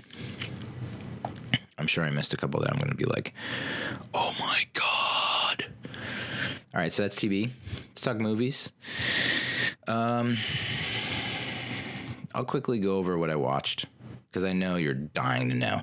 The Report with Adam Driver and What's Her Face and What's Her Face and What's His Face and What's Her Face. Basically, it was a story of this guy who's hired by a senator to kind of investigate the CIA's role in extreme interrogation of supposed terrorists as part of a program commissioned by after 9/11 by the Bush administration. And very entertaining, a little like, what's it called? Sorkin-esque. Is it Sorkin, or who's the writer or director that's like, hey, I'm going to jam as much dialogue as possible into as little time as possible. There were some scenes where it's just like, you're all of you talking too fast, and you're using way too many acronyms. The CIA and the DOJ and the FBI and the ETFs and the DDD and the ROJ. It's just like, can we just slow down for a second for all of us lay folk? Adam Driver gave a pretty good performance. I would say I don't know if it's award worthy. Let me just look this up real quick. The Report. Annette Bening. No way I would have got that. Yeah, Annette Bening. Ted Levine, who was Buffalo Bill in Silence of the Lambs. He plays the CIA director who comes on, I think during the Obama administration. Maggie C. Hall, who is Dexter. And the guy who plays Looking Glass, Tim Blake Nelson, he's kind of the guy that is the whistleblower. Corey Stoll, who looks a lot like Peter Sarsgaard. He plays the lawyer that is like playing around with the idea of defending Adam Driver, who ends up getting arrested for stealing documents. Maura Tierney is one of the CIA executives. John Hamm plays, I guess, one of the advisors to Obama. And Jesus Christ. Can you imagine spending, and this is where it really got me, is like Adam Driver plays a guy who spends years investigating the CIA's role in these extreme EITs, extreme interrogation techniques of supposed terrorists. and compiles a 6,700-page report. No, thank you, dude. Yikes.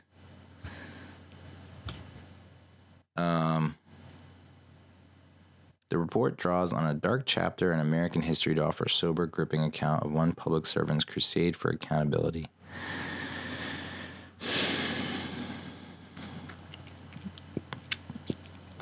But it is nuts. I mean, I've come to a point now where it's like I'm not just gonna buy into whatever a movie is trying to pitch me. It's like I'm gonna try and see it from all angles. And it's hard for me to believe that the CIA was like really that cavalier and dumb when it comes to the techniques that they use, that they would hire these two buffoons, or they were portrayed as buffoons in the movie, who really don't have any experience and really don't have the credentials to be doing what they're doing. And to have them like go on and do their thing and like have it be so ineffective, largely ineffective. The fact that they tortured some like 100 some odd supposed terrorists, and the information they got was either false or is stuff they already knew. That's boiling down 6,700 pages into a tweet. So I'd love to, that's one of those things where it's like, it was a good movie, but I'd still like to know the whole story, because I don't know that I can fully believe that the CIA would really go to such great lengths and fail so miserably and try to cover up so badly. I know I don't have a tremendous amount of faith in politics or the government, but if the CIA really is the highest form of intelligence that government has to offer in the world, I guess, why would they do this? Just like seems so bananas to me. Also infuriating though that like the politics and the bipartisanism has gotten so out of hand that it's like, and that's why I don't affiliate with any one party, because it's like, no, I'm not going to blindly follow one party, and just anything that is opposed to the views of the party, I must vehemently, violently disagree with and shit on and discredit and blah blah blah. It's like, no, I don't buy into that. I don't know what it's going to have to take or what's going to have to happen for that to discontinue, but it just seems, it just like paints a picture of like, can anything good get done when you have these many shitheads blindly like lemmings following their party's, whatever their party's line is, and not collaborating and working together for the betterment of humankind? That's kind of where I'm at right now. So that's the report. And then we also watched that same weekend Hustlers with J-Lo and Cardi B and Constance Wu and Lizzo and was it Claire Danes? No, it wasn't Claire Danes. It was Julia Stiles. This was a good movie. It is it's tough. It's very conflicting, because it's like, and they try to make a note of this throughout the movie to kind of remind you, like, okay, drugging people is bad and stealing their money is bad, but the people that they were doing it to were, and this is where it gets like, you're profiling, you're profiling. If someone works on Wall Street, you automatically assume that this person is a total greedy asshole who was responsible for the collapse of the economy in 2008, 2009, and that all of those guys are lumped into one class of people and that they all deserve to be punished. Kind of backwards thinking, don't you think? Kind of ignorant.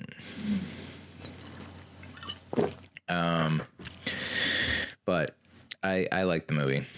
I did. J-Lo looks amazing. I know looks aren't everything, but she did a phenomenal job acting as kind of the mother figure to Constance Wu. My wife said that, like, Constance Wu just does not look like a stripper. And I was like, all right. I feel like I have more experience in that area than you. And I have more authority on that topic. But I did see what she was saying. It was just like, I just don't buy her as a stripper. And her hair was so ridiculous.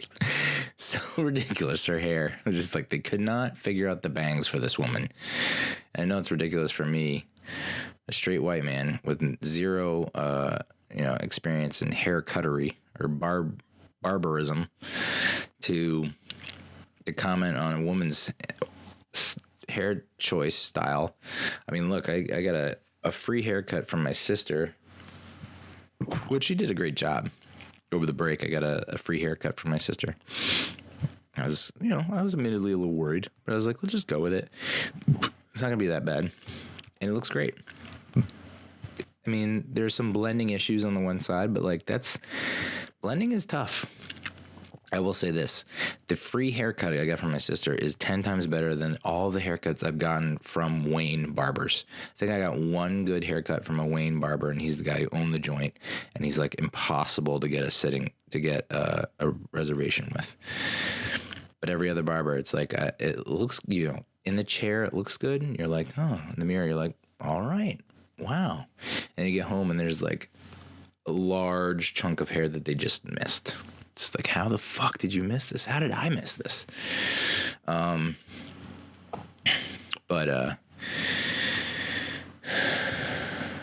Yeah, I mean, you could see. So the plot essentially is like, J-Lo takes Constance Wu under her wings and teaches her how to make bank at the club. The economy goes to shit. And they're hard up for money. They start reaching out to and this is what I was saying to my wife. I was like, they're playing a very dangerous game, obviously, but it's like you're burning through. There's like zero repeat customers with this thing. You know what I'm saying? Like with their ploy or their scheme, where we're gonna hit up our old contacts, take them out to a bar, drug their drink, take all their money. So they're not going to remember how it happened, and then they won't report us because it's embarrassing and blah, blah on it. But it's like, that's a one-time score. You're going to go through all your customers, and that's what eventually happened. They went through all their customers. There's no repeat business because who's going to go back and do that when it seems so shady? And then you start reaching out to, the strangers, and it's more of a wild card because you don't know them. You don't know what their deal is. You don't know how much they can handle in terms of partying. And then that's when it all goes sideways and haywire. Ultimately, it's a story about Constance Wu's character and how her mother abandoned her. So she didn't really have that maternal figure for most of her life, and then J-Lo kind of steps in and is like the maternal figure. And even though it appears like J-Lo is using Constance Wu just to get ahead with their scheme, there's a thought process there where there was an actual connection, an emotional connection, and that these two are drawn together for not just business reasons.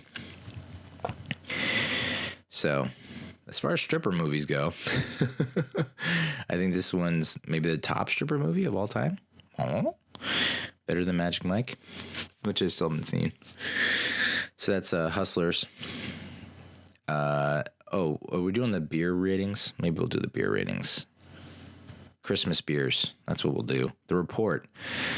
Out of 5 Christmas beers, I give it 3. I know most of my ratings are 3 out of 5. I understand that. Hustlers, I would do 4 out of 5, but not beers, Christmas beers. I would do 4 out of 5 ketamines. Because that's what they use. Ketamine and Molly. I think was the two ingredients that they used. I mean, that was one of the funniest moments too, when they're like trying to cook up their own, and they're like scientists in the lab trying to play around with the ratios and making sure they have the right ratio. And they're like, they do like a little taste test, and then they immediately cut to like them both on the ground. Like, oh, I fucked up the ratio on that one. Ketamine. That's one thing I haven't tried yet that I think I might want to try. Apparently it's great for depression, and I am depressed. I also watched Six Underground. It's a Netflix movie with Ryan Reynolds. Just recently came out. And I'll say this. The movie is like 2+ hours long. I think it's too long. I think they could have cut it. Like, I remember pausing the movie an hour into the movie and being like, this is the longest intro I've ever seen in a movie. And at that point, I thought, wait, is this a parody or a spoof of a Michael Bay movie? I was like, wow, this feels kind of like a Michael Bay movie, but it feels like they're sort of paying homage to Michael Bay, but also like making fun of Michael Bay. Not making fun of, but like pointing out how funny some of the Michael Bay things are. And then I actually looked it up and I was like, oh no, this is really directed by Michael Bay. For the first half of this movie, I was like, who is this Joker trying to be Michael Bay? Like, who is this knockoff, rip-off artist pretending to be Michael Bay? Well, it's Michael Bay. I would say if Ryan Reynolds is not like the main character, protagonist in this movie, I don't think I watched this movie. And I guess that's why they did it. It's like, if you had anyone else in that role, it would be like, this is, I mean, it gets better if you're homosexual. No, it gets better in the second half, I feel like, because they finally settle down and it's like they finally have filled you in on everything. It's like, why did it take you an hour for you to like Tarantino like confuse the fuck out of everyone?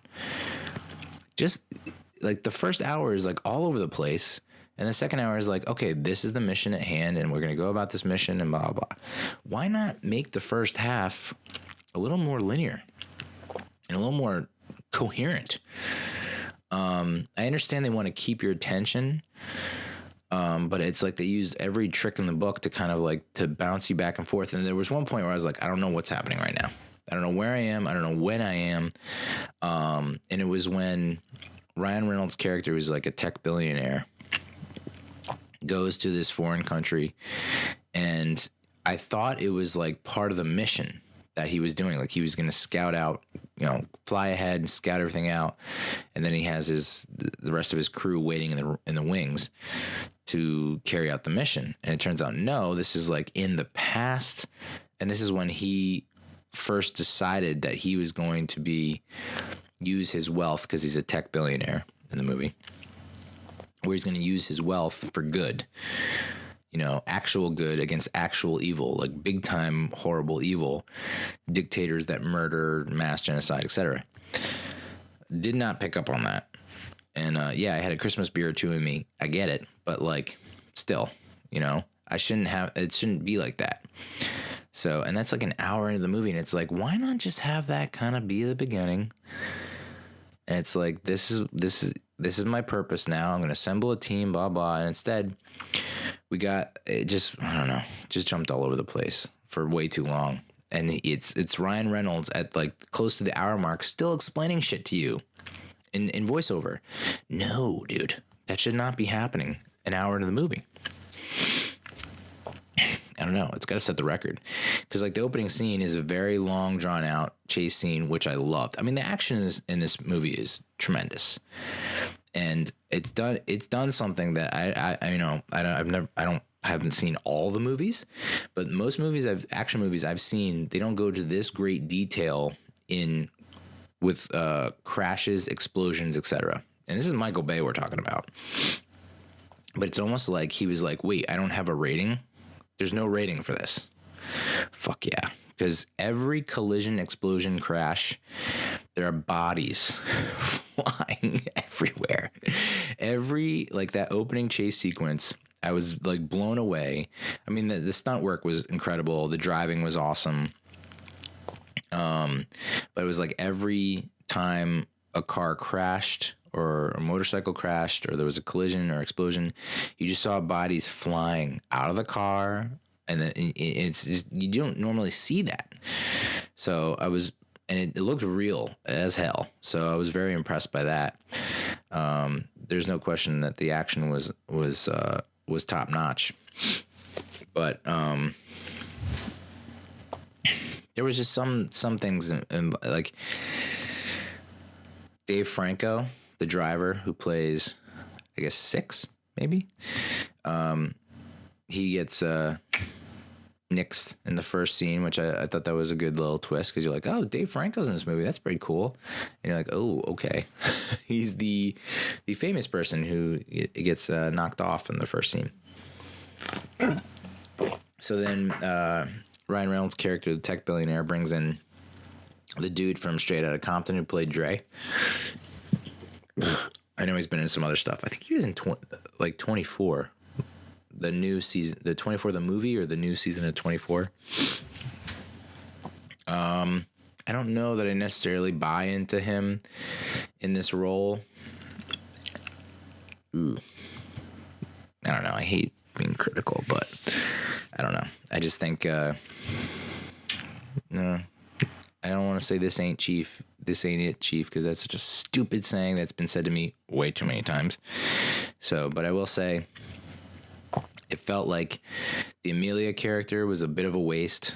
She was very vital in the first scene where she's the doctor, so she's trying to sew up number 2, who is the former CIA agent. Who I loved her character. I believe she's the same actress from Inglourious Bastards, and she's very kind of like stone faced and stoic. But like sexy as hell and like and badass. I like the Javi character, hitman who's got the mom with like dementia or Alzheimer's, who does want to settle down and doesn't necessarily want to be dead and free, as Ryan Reynolds' character says. The Billy character was like, I think he's number 4. He's like the guy. He's always getting pinned down or caught in something and needs to like help to escape. And he reminds me of, if you're into like pro wrestling and there's like tag team, like every good successful tag team. I don't know why Enzo and Cass comes to mind, but like, maybe even like Kane and X-Pac. Like there's always the big brooding guy who's like is awesome and is gonna kick ass, but then there's also the smaller guy who's always getting his ass kicked and needs to tag out. And that's like the big pop from the audience, is when, the smaller guy, the weaker guy, is getting his ass handed to him. And then he's like trying to crawl back to his corner and tag the big strong guy that's going to come in and whoop ass, and like fails a couple times. And then like the third time he's like able to dive and tag the guy. And that's when the crowd's like, oh, hell yeah, here we go. That's what number 4 felt like in this movie. He was like the weaker tag team member who's always needed to get bailed out. And then there was like the ending was admittedly I was like very tired and possibly drunk. But the ending is like, the lesson learned by Ryan Reynolds is like, you don't have to, or like he gets sucked back into, he's like, everyone is, I think Javi says everyone has someone. You can't act like you don't want someone or something in your life that's important, that you love, blah, blah, blah. And eventually Ryan Reynolds eventually goes back to Italy, and that's where I got confused too. That whole sequence in the middle where it's like he goes to the country when there's the gas attack, which I thought was part of the mission, but no, it was before he started this whole thing. It's what kicked off his motive to assemble his team. But then we hop around to like Italy, and I thought that was also part of another mission, but it was just him like confronting the dictator that did the gas attack. And then that's where he meets the bartender. And for a hot second, and I know I'm like ignorant, like dude, whatever, I thought the bartender was one of the team members. I thought she was the doctor, Amelia or whatever. And I was like, oh no, she's just totally different person. They bone. And then it's like we see him in the Red Bull airplane doing like the tricks, the loop-de-loops. And you see the picture of the woman he had boned in Italy in the plane when he ejects and dives out, and he fakes his death. Which it's like, if you love this woman so much, why did you fake your own death? Because you feel like you would have to in order to put together this team, in order to be covert. Okay. It's just a lot to process. And then eventually he goes back to Italy, I guess, to find her, look her up, and sees that she has a son who I guess is his son. I don't know. The action sequences are worth it. Trust me. Just stick around for the action sequences. The fight scenes, the action sequences are top notch. I mean, just outstanding work. All right. So that's 6 Underground. Christmas beers. I guess I'd 2 out of 5, but like, don't not watch it. I mean, if you've got nothing else to do and you got some, and you really just don't want to have to think, which that's what this movie should be, is just a dumb action movie. But the way it's constructed and put together, you do have to think a little bit and pay attention, I guess. All right. I want to do like best movies of the decade. Ugh, good God. But I don't think I'll save that for the next show. Yeah, I didn't really think this through. It's like a half-ass list, and I don't want to do what I did with the TV shows, so we'll skip that. All right, let's talk Mets. We got Dellin Betances, y'all. Huge. In my opinion, a great move. I know some people are very weary about the fact that he missed all of last year with an Achilles or something. But he's only going to be 32, 4-time All-Star. Was incredible in 2014, 2015. Top of the leaderboards. His career average ERA of 2.36. They signed him to a 1-year deal with $10.5 million. He'll earn $13 million if he appears in 70 games, which he hasn't appeared in 70 games since 2016. But he averages, right below 70. I think around 68 games. He also averages around 15 Ks per 9 innings. He's got player option in 2021, vesting player option for 2022. I think this is, it's a decent amount of moolah.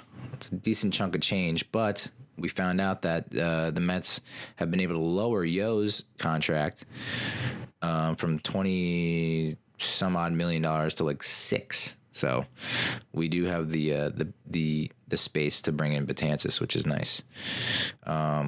6'8", 265, 285. I don't know. I don't care. It's just like intimidating as hell.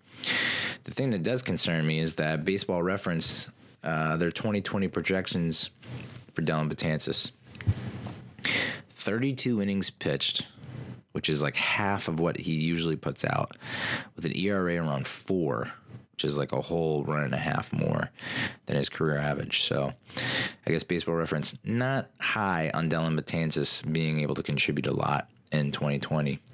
Still, I like it. And you're now seeing offense wasn't really much of a problem.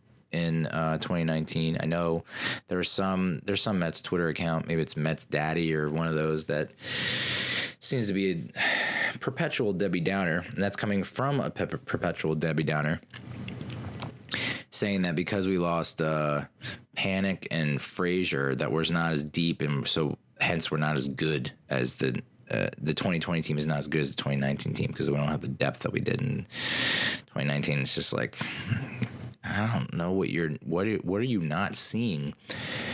The offense is there, even without Panic and Frazier. It's really the arms. You know, I think we got short on arms last year, especially in the bullpen. And if you can come out healthy, and then this kind of leads into my next point, is that there's been some, apparently Mesmerized Online reported that there's been heavy interest in Marcus Stroman and Steven Matz as like potential trade candidates. I would say I'd rather, between the two, I don't know. My initial knee-jerk reaction was, well, Stroman just got here. We haven't really seen what he can do over the course of a full season in Mets uniform, so let's give him some time. Matz, you kind of know what you got with Matz. He's inconsistent. He can be great one game and then just implode the next. I would, lean towards moving Matz, because the top-level lefty talent in the starting rotation is scarce.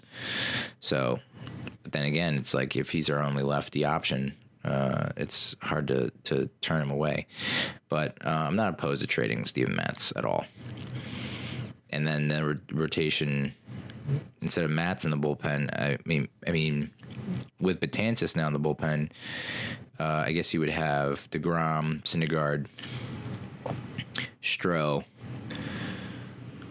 Porcello, and who the fuck am I missing? Waka? Although it looks like Waka is going to be in the bullpen as well. So I am liking our bullpen more so than I did last year.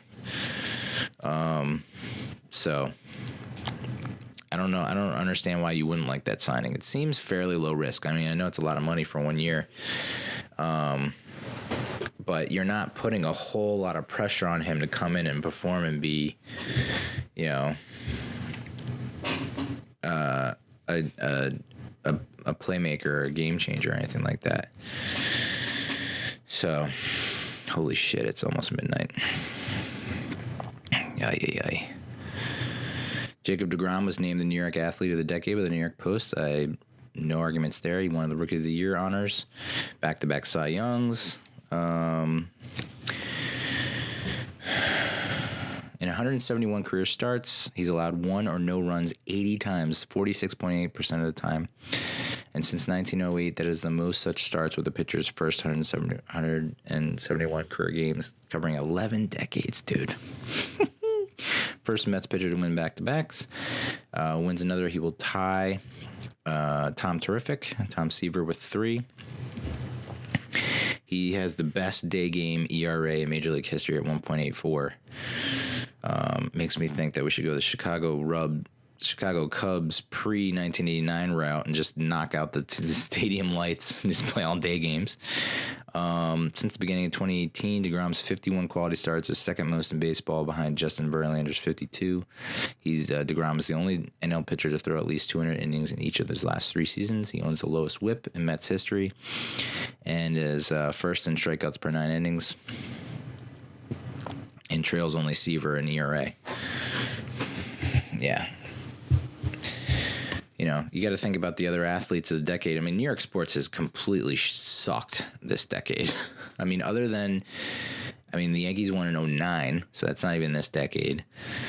The Giants are the only team to win a championship this decade. And since that championship early on in the decade, the Giants have stunk. Eli Manning has not been the same Eli Manning that he was in the first half in terms of winning and going to the playoffs, even though I think he put up actually better numbers. So, yeah, I mean, like, who else would you put there? DeGrom has been DeGrominant. quickly, we'll talk about the all-decade team. This was from, I believe, SNY put this out. But first base, they have Lucas Duda. And they said that they were considering putting Pete Alonso, but it's like one monster season versus Lucas Duda, who came on the scene in 11 and then had kind of a breakout year in 14, was instrumental to the team's run in 15, and then kind of petered out, in 17. So he had like 3 or 4 pretty good seasons as the starter after, battling with Ike Davis there for a while in 2013. Daniel Murphy at second. I don't disagree with that. I would say maybe if Jeff McNeil had one more good season, because his first season was 2018. He was great, but it was like it was a lost season. And then 2019, he really shined when it mattered. So, I guess you kind of have to put Daniel there. They have Jose Reyes at short on an all-decade team, even though he left after, I think he left after the 2011 season. So he only had really 2 good seasons, and that's kind of a testament to how long they've been looking for an answer at shortstop since Reyes. And is Ahmed Rosario the answer? I guess it's still too early to tell, but I mean, second half of 2019, he really turned it on, and I think that he can be the answer. So it's kind of confusing to me that they would already be possibly dangling him in a trade scenario and looking to Carlos Correa to come in, and looking for other shortstops to come in when it's it feels like you already have the answer in Rosario. A lot of people would say, well, why not Wilmer Flores? And it's there's this weird unabashed love for Wilmer Flores because he is the best. I mean, he is statistically the best clutch hitter in Mets franchise history, which is bananas.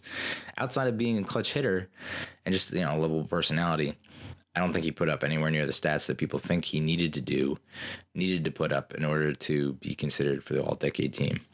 But I guess if you saying Reyes didn't put in enough time in only 2 seasons, I guess you would have to put Flores there. And then Tejada, I guess, is their third option, which, I mean, Tejada's Tejada. He doesn't really do a whole lot. Third base, they kind of forced to put David Wright there, even though most of the decade he was hurt. I mean, his last season obviously was 2018, but he didn't play a whole lot in 2015 or most of 16. I think he was out all of 17. I think he was also injured. He was injured most of the decade. So, but again, this is what we're talking about. There's no other alternative at third base when you think about it. Frazier was only here 2 years, put up okay seasons. Who else did you have there? You had Eric. The fuck was his name? I don't remember. So I'm okay with that. Catcher Travis d'Arnaud, which is insane to me. But I mean, who else are you gonna put there? Left field, they have Yo. Yeah, I guess in 2-ish seasons, he's by far their best contributor offensively. Center field, they had Curtis Granderson over Juan Lagares, which, Lagares had more playing time in center, but it's dude, he had 1 Gold Glove in 2014, and that was about it. I think 2014 he led the team in WAR, but other than that, it's he didn't. I don't know.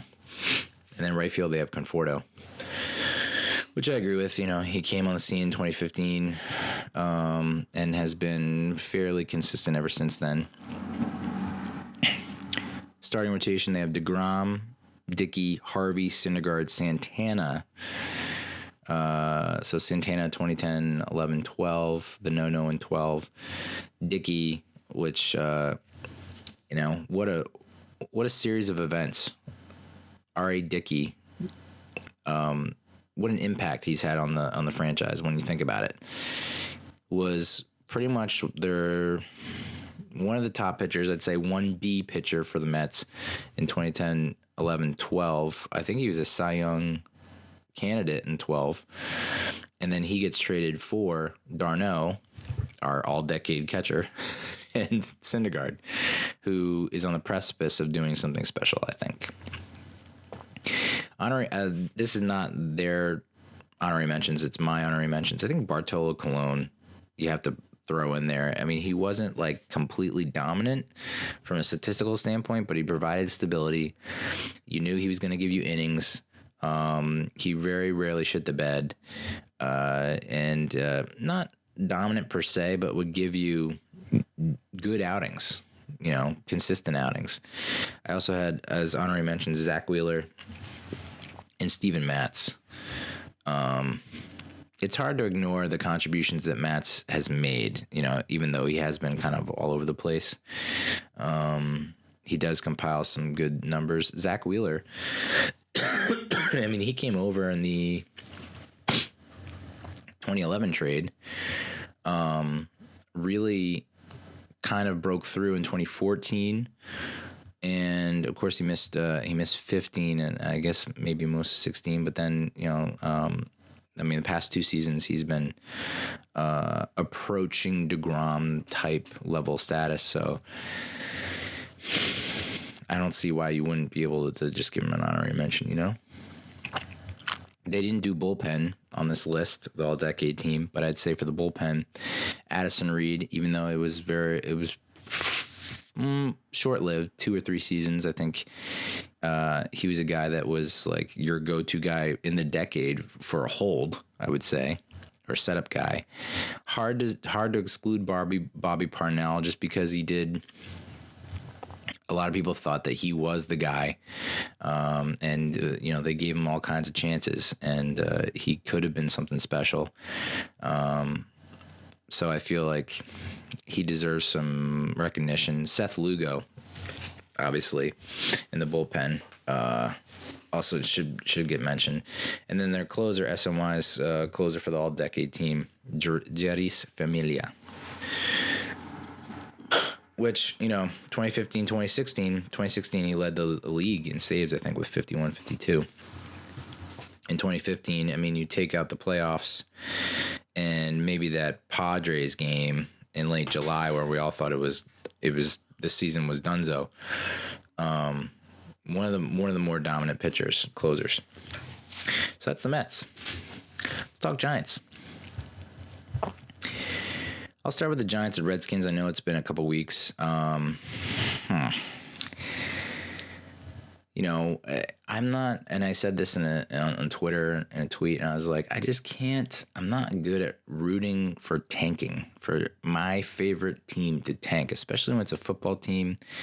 Football is kind of a tricky sport where it's not basketball or baseball or where it's a little easier to tank. I just think it's harder to tank in football. It's like you're asking for a football player to not play at 100%. And I don't know that it's in a lot of football players' DNA to do that across the board. 11 guys on the same page. We're tanking. We need to tank. So a lot of people thought that this was the Chase Young Bowl. Whoever loses this is probably going to get the number 2 pick and going to get Chase Young. And I just wasn't rooting. It was just I was in a weird headspace because it's like I don't want to root for them to tank, but it's like if we win, we don't get Chase Young, so it's like I'm kind of damned if you do, damned if you don't. Here are the main takeaways from this game. There was leading up to this game, I was reading, and I think I mentioned this last show, that there's rumors or speculation or buzz inside the organization that Daniel Jones is not special or great and that he's just okay, which I think is unbelievably inaccurate. And I don't know why they would think that, because I've seen with my eyes the kind of plays that this dude can make. And yes, he has some shortcomings here and there, but I don't know that I would rather have anyone else back there. I really don't. You look at the class of 2018, like Josh Allen really gets you stiff. Dude was 3 of 5 for 5 yards today at one point. Sam Darnold is really your guy. I haven't seen a whole lot from Sam Darnold that makes me think he's all that. Yes, Baker Mayfield had an amazing rookie year. set the bar for other rookie quarterbacks. He didn't do shit this year. So I know everyone's still harking back to picking Saquon Barkley with the number 2 and saying like there's so many other players we could have got that would have made a better, bigger impact. Daniel Jones, quite possibly, if he's in the running for Offensive Rookie of the Year, and if he wins Offensive Rookie of the Year, that means you have back-to-back Offensive Rookie of the Years. How are you claiming that those are bad selections? You have to admit that Daniel Jones is better than advertised. When he was picked, everyone was all doom and gloom. They thought he was the worst thing that will set the organization back 10 years. Far from it, dude. Far from it. Okay? Yes, he's a rookie who makes rookie mistakes, sometimes really dumb mistakes, sometimes unfortunate things that it's just going to take time. Just have some patience. But he's shown you enough flashes of brilliance that you feel good going with him as your guy. And honestly, when Eli Manning played in 2004, did you look at that guy and go, oh, yeah, this is Peyton Manning, the next coming of Peyton Manning? Oh, yeah, this guy's special and great. Did you think that in 04? Because I didn't fucking think that in 04. I thought, wow, we have this guy who's kind of like, I don't know what he's doing. But like we've obviously put all our eggs in his basket, so I guess we're going to ride with him. And it wasn't until the following season in 2005 when he had Plaxico Barris and Shockey and Tiki, and they were all operating at a high level. And he was surrounded with he had an amazing offensive line, and he had weapons, and it was like, okay, Eli Manning is a good quarterback and could possibly lead us to the promised land. And then he just choked in that wild card game against the Panthers. So, and it wasn't, and even like 2006, we barely made the playoffs, lost to the Eagles. 2007, even that 2007 season, it's like we didn't really know, is Eli Manning really the guy? And then he wins that Super Bowl, and it's like, oh, okay. So pump the brakes on we need to go after Joe Burrow. Are you fucking nuts? Daniel Jones is the guy. He's going to be fine. Jones has 28-plus fantasy points. This is after the Redskins game. 28-plus fantasy points in 4 of 6 road games this season. So he's good on the road. He's not so great at home, so we got to work on that. But that's good to know that he much like Manning, can go into an opponent stadium, put up with the crowd, put up with all that other nonsense, get to business, and do the right thing. Jones is tied Deshaun Watson and Hall of Famer Fran Tarkenton for the most games with 4+ touchdowns by a rookie since 1950. I mean, it's pretty good company. Jones is the first Giants quarterback with at least 1 passing touchdown in 11 consecutive games of a single season since Eli Manning in 2008. You fucking wrap your head around that. 2008. Eli Manning played for fucking 10 or 11 more seasons and hasn't done what Daniel Jones has done in those 10 or 11 seasons. And Jones is the first rookie quarterback to throw for 350 yards and 5 touchdowns with 0 interceptions. I mean, these are all very positive things. Things that you can build on, things that you can stick in your cap, a notch in your belt, whatever cliche shit you want to say. All that is so good about Daniel Jones. And you're talking about how we need to move on from him. He's not special or great. He's okay. Get the fuck out of here, dude. I mean, I just love his ability to move left and make throws while moving left. Accurate throws, good throws, spot-on throws for big gains and big chunks of yardage. Saquon Barkley, our offensive rookie of the year from 2018, has 20+ fantasy points in each of the three career games versus the Redskins. So it's like if we're facing Washington, he's going to have a big game. His 279 scrimmage yards were the most in franchise history, and that number was tied for 24th in league history. He's 19 games with 100+ scrimmage yards, tied for 5th most in his first 2 seasons in the Super Bowl era. And yet that people think that's a mistake. Us picking him is a mistake. It's like the 2 people that we've landed on that have done well, we're now criticizing that. Can we just grow up as a fan base? we're so accustomed to shitting on all the draft picks because Reese has turned us into a quivering puddle that we can't appreciate the good picks that we have.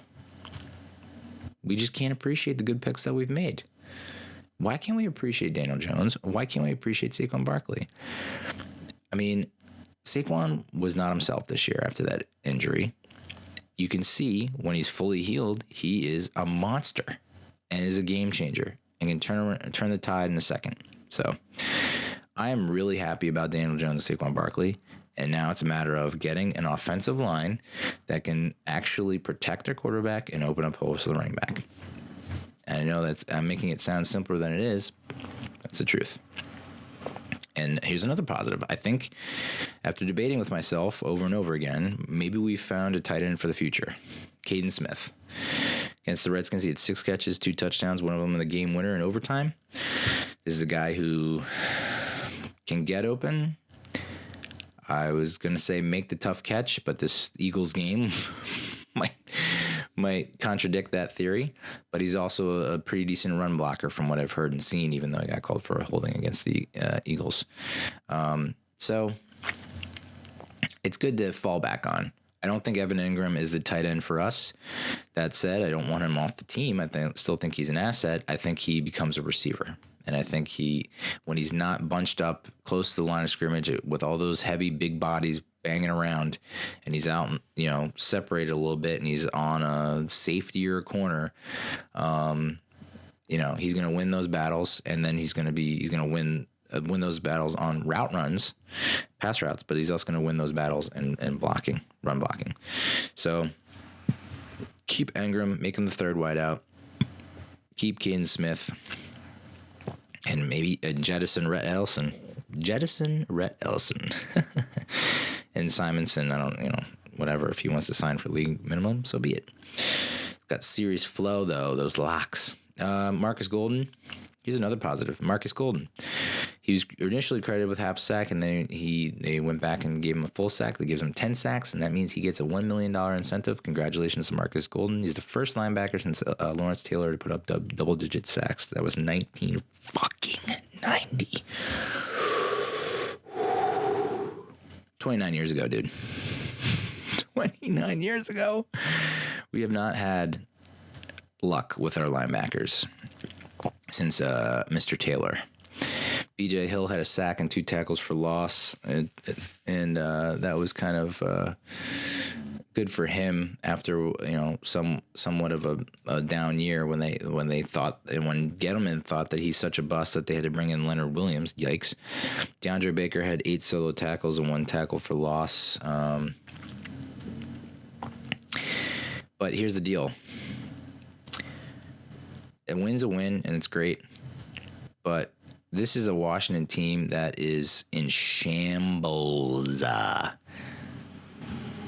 Dwayne Haskins left the game because of injury. They were missing all kinds of people on offense and defense. We were up 28-14 and 35-21, and we couldn't stop Case Keenum. So if I had to guess who was tanking, it was the defense. The defense wanted to lose this game big time. Get Chase Young.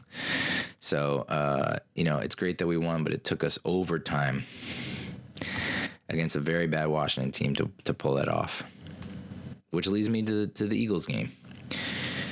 Eagles came in decimated by injuries. No Alshon Jeffrey, no Deshaun Jackson, no Nelson Aguilar, no Zach Ertz. Miles Sanders was banged up. I had to leave the game.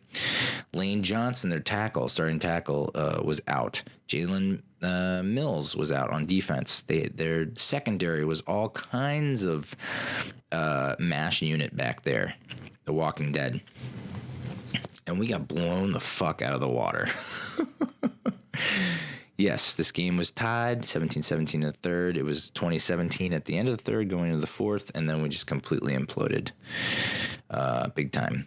I mean, look at the fucking box score for the Eagles on offense. Boston Scott,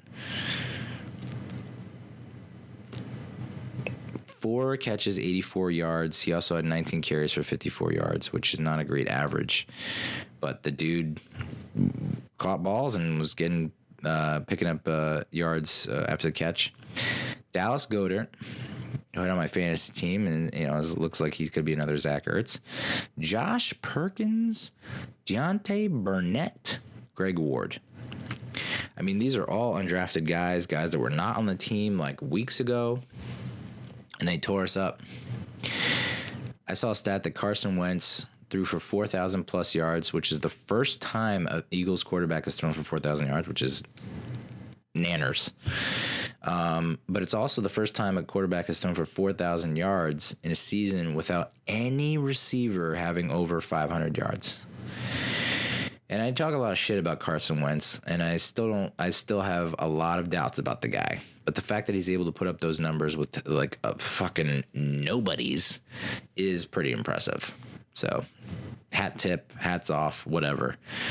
I mean, we are just...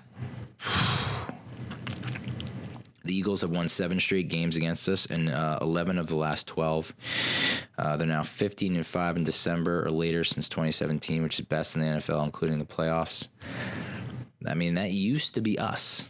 We used to be a December team that would just come on strong in the latter months, and it's just nope, no thanks, not even a thought anymore. I mean, our leading receiver is Caden Smith with 8 catches, 98 yards, and 11 targets. So he's developing a nice little rapport with Daniel Jones. I will say, though, there were 2, and here's nitpicky Neil coming at you hard and fast. There were 2 passes where essentially I don't want to say he needs to make those catches, but it's like he had the ball in his hands, guy comes up and hits his arm, and it pops out. Had that happen 2 or 3 times. So still 8 of 11 targets, not bad, and a decent average. Golden Tate, 5 catches for 68 yards and a touchdown on 8 targets. Golden Tate's a weird dude, man. Not weird, but just funny. It's just like every catch is amusing. And he celebrates every catch, which is it's just fine. But it's like, dude, we're down 34-17, and you're like, whatever. You're acting like you'd just climb Mount Kilimanjaro. I mean, the touchdown catch was amazing. The wherewithal to like pin it to your head and remain there just to show the referees like, this is control. I have control. But like, it's just like there's no normal catch and run for him anymore. It's like every catch has to be so crazy. I saw some like chatter online about like, do we bring him back? Is he worth bringing back? Do we think he's a part of the team moving forward? He's obviously, I don't think he is the number 1, and this is where we are now. Odell was our clear-cut number 1. He's gone.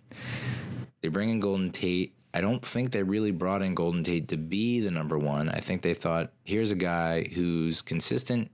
He's like tops in yard after catch, which is great considering we don't have the deep threat anymore in Odell, even though we do have Darius Slayton. Slayton had 4 catches, 50 yards, and 9 targets. Not a great game. He had the one big reception I think it was in the third quarter, beginning of the second half, on a crossing route. But he slipped on the one interception, which they're pinning on Jones. Sidney Jones picked off Daniel Jones. Slayton slipped. If he keeps his feet and battles for the ball, maybe he knocks it away or even comes up with it. And then, Daniel was trying to like force the ball to him deep on the left, and Slayton just couldn't get positioning, which is not great, And that's the thing that really bothers me is like, yeah, Daniel threw for 300 yards, which is good, but it's against this, other than Malcolm Jenkins, Eagles secondary is not good. And the fact that we could not, and the fact that we lost by 17 is all that you need to know for where this team is at. That, the broadcaster said at one point, the broadcast team stunk. I did not like this broadcast team. I mean, at one point the guy said Alec Ogletree is excellent in coverage. What? Do your research, dude. On a play where Ogletree got burned, like big time, he said that. So, yeah, not great broadcast team. But he said at one point the Giants are a team that are always like seven. They say that games are ultimately determined by 7 to 10 plays per game.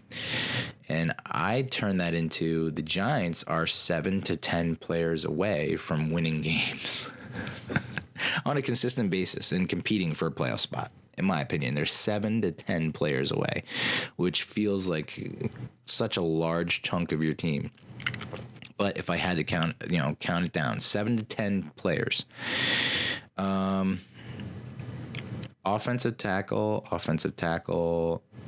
center. So that's 3. Middle linebacker, safety, corner,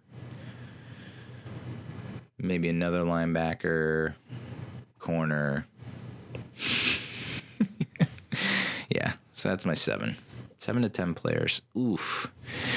It just feels like we're so far away, and I don't know that you're going to make that up in a year and in one off season with the draft and free agency. It's not impossible. It just feels like a lot. And to expect that all those components to come together and gel and have chemistry, it's like, I don't know about that. Boston Scott, Josh Perkins, Deontay Burnett. Who the fuck are these people? And we were getting burned. And that's what's so concerning is you have the Redskins and the Eagles who are not anywhere close to 100% in terms of with their roster, missing a lot of key components on both sides of the ball. And we're like barely able to beat the Redskins, and we get trounced by the Eagles when they're like a medical ward, a triage. That's bad. And we're not missing a ton of players. I mean, we missed Evan Ingram on offense. That's it. And then on defense, you're missing Peppers and Connolly. That's not good. So Michael Thomas led the team with 13 tackles, 12 of which were solo. Julian Love, second. Marcus Golden, 7 tackles. David Mayo with half a sack. I don't know. I guess Antonio Hamilton played all right. DeAndre Baker looked like shit. I think he had 1 tackle. So just when you think you're coming around on DeAndre Baker and he doesn't deserve all the flack he gets, it's like he puts up a game like this and like last week where it's just like Steven Sims is torching us. Like, what is going on? And here, you look at the box score and everything seems even, right? But then there are little things here and there that ultimately decide the game. Eagles were 3 for 4 in the red zone. Giants were 0 for 2. Eagles had 0 turnovers. Giants had 2 turnovers. That fumble and shotgun formation is like inexcusable. I don't know who to blame on that. I guess maybe it's Jalapeno. Maybe it's Jones for not paying attention. But then the offensive line also gave up 4 sacks. Will Hernandez does not look good right now. I think 2 of the sacks, maybe even 3, were on him. Nate Solder has already said that he would be open to a position change in 2020. It's like that's the highest paid starting left tackle in NFL, and he wants to move away from the left tackle position. But that's essentially what needs to happen. He needs to go to the right tackle position, and they need to draft someone and maybe even sign a free agent on the left side.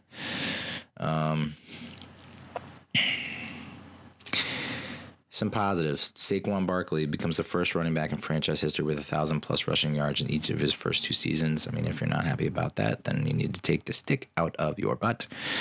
Barkley also has 20 career games with 100+ scrimmage yards. It's tied for fourth most in his first 2 seasons since 1950. And that's with Shermer not utilizing him properly. That's what's so crazy is like he's putting up these record-setting numbers, and it's like we can still use him better than we are. I mean, he had 17 carries today, I think, and 4 targets, I want to say. 21 touches out of 72 snaps. Feels like he should be getting, I don't know, more than that. A third. 21, 25 times 3. Yeah, I mean, he should be getting a third of your offensive snaps should be designed and targeted to go to him. And if you're not doing that, you're failing, and you're losing. Daniel Jones has 20 plus completions in 8 consecutive games played, tied for third longest streak in Giants history. He also has 1 plus touchdown in 12 consecutive games played, the second longest streak in Giants history. But yet they're the reason that we're losing, right? Because there were other people that are better that we could have picked instead of Barkley and Jones. I mean, seriously, like, grow up, take a pill, do whatever you need to do to get your mind right. Because it's not Barkley and Jones, folks. It's defense, and it's just horrible coaching, in my mind. All right. Well, that's it. My guess is tomorrow is Black Monday, aka quote unquote. So I would assume there were already, statements before the game from like Jay Glazer and others saying that it looks like Shermer's out and Gettleman stays. There's a dude on Twitter named Geekboy Ethan who says, you're a dummy if you like that. And I don't view myself as a dummy. I think there have been plenty of articles that have pointed out the shortcomings of Dave Gettleman. I would not be sad or upset if they got rid of him, but I would think that of the two, you would not keep Shermer. You would keep Gettleman. He is misfired on a lot of free agents. There's no doubt about that.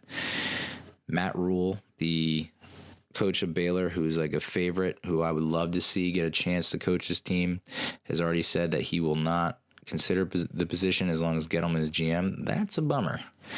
And I would be very tempted to show Gettleman the door or tell him, hey, man, whatever Rule says goes. And you're kind of here to provide input here and there, but like he gets veto power. He's got control.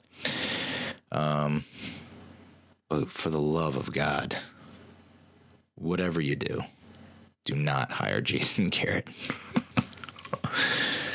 So, I mean, Shermer has already thrown Gettleman under the bus, saying that he's doing the best with what he's got, and that a lot of these guys that he's got on the field would not be starters on most, if not all, NFL teams. That's a shot at Gettleman. But yet you have, people saying, you have Daniel Jones, who's putting up like record numbers for a rookie quarterback for the franchise history, NFL history. And Golden Tate wasn't so bad. I think the PD suspension really left a sour taste in everyone's mouth. I know me especially. I don't know that I'll ever be able to get over that, because it's like that really sent our season spiraling, especially after losing Corey Coleman.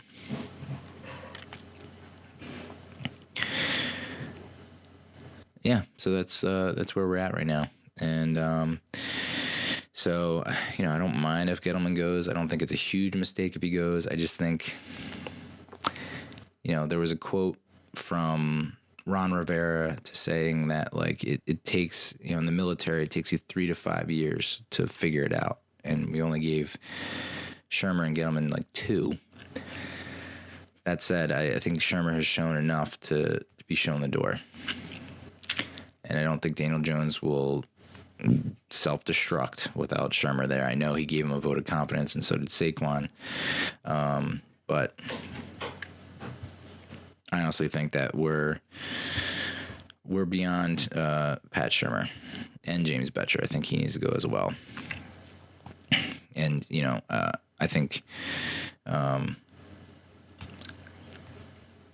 it's for the best. So thanks, Pat Shermer, for, I guess, coming in and stabilizing the clubhouse, even though we had a guy get waived for saying the R word. And I will probably try and have a full season recap next show. Hopefully. We can take a look back at like the all-decade team and all that great stuff next show. So that's the show. Follow me on Twitter, YouTube, Instagram, screen name Real Cinch, Facebook.com/giantmess. Call the hotline 862-BIT-1986, and adios, muchachos.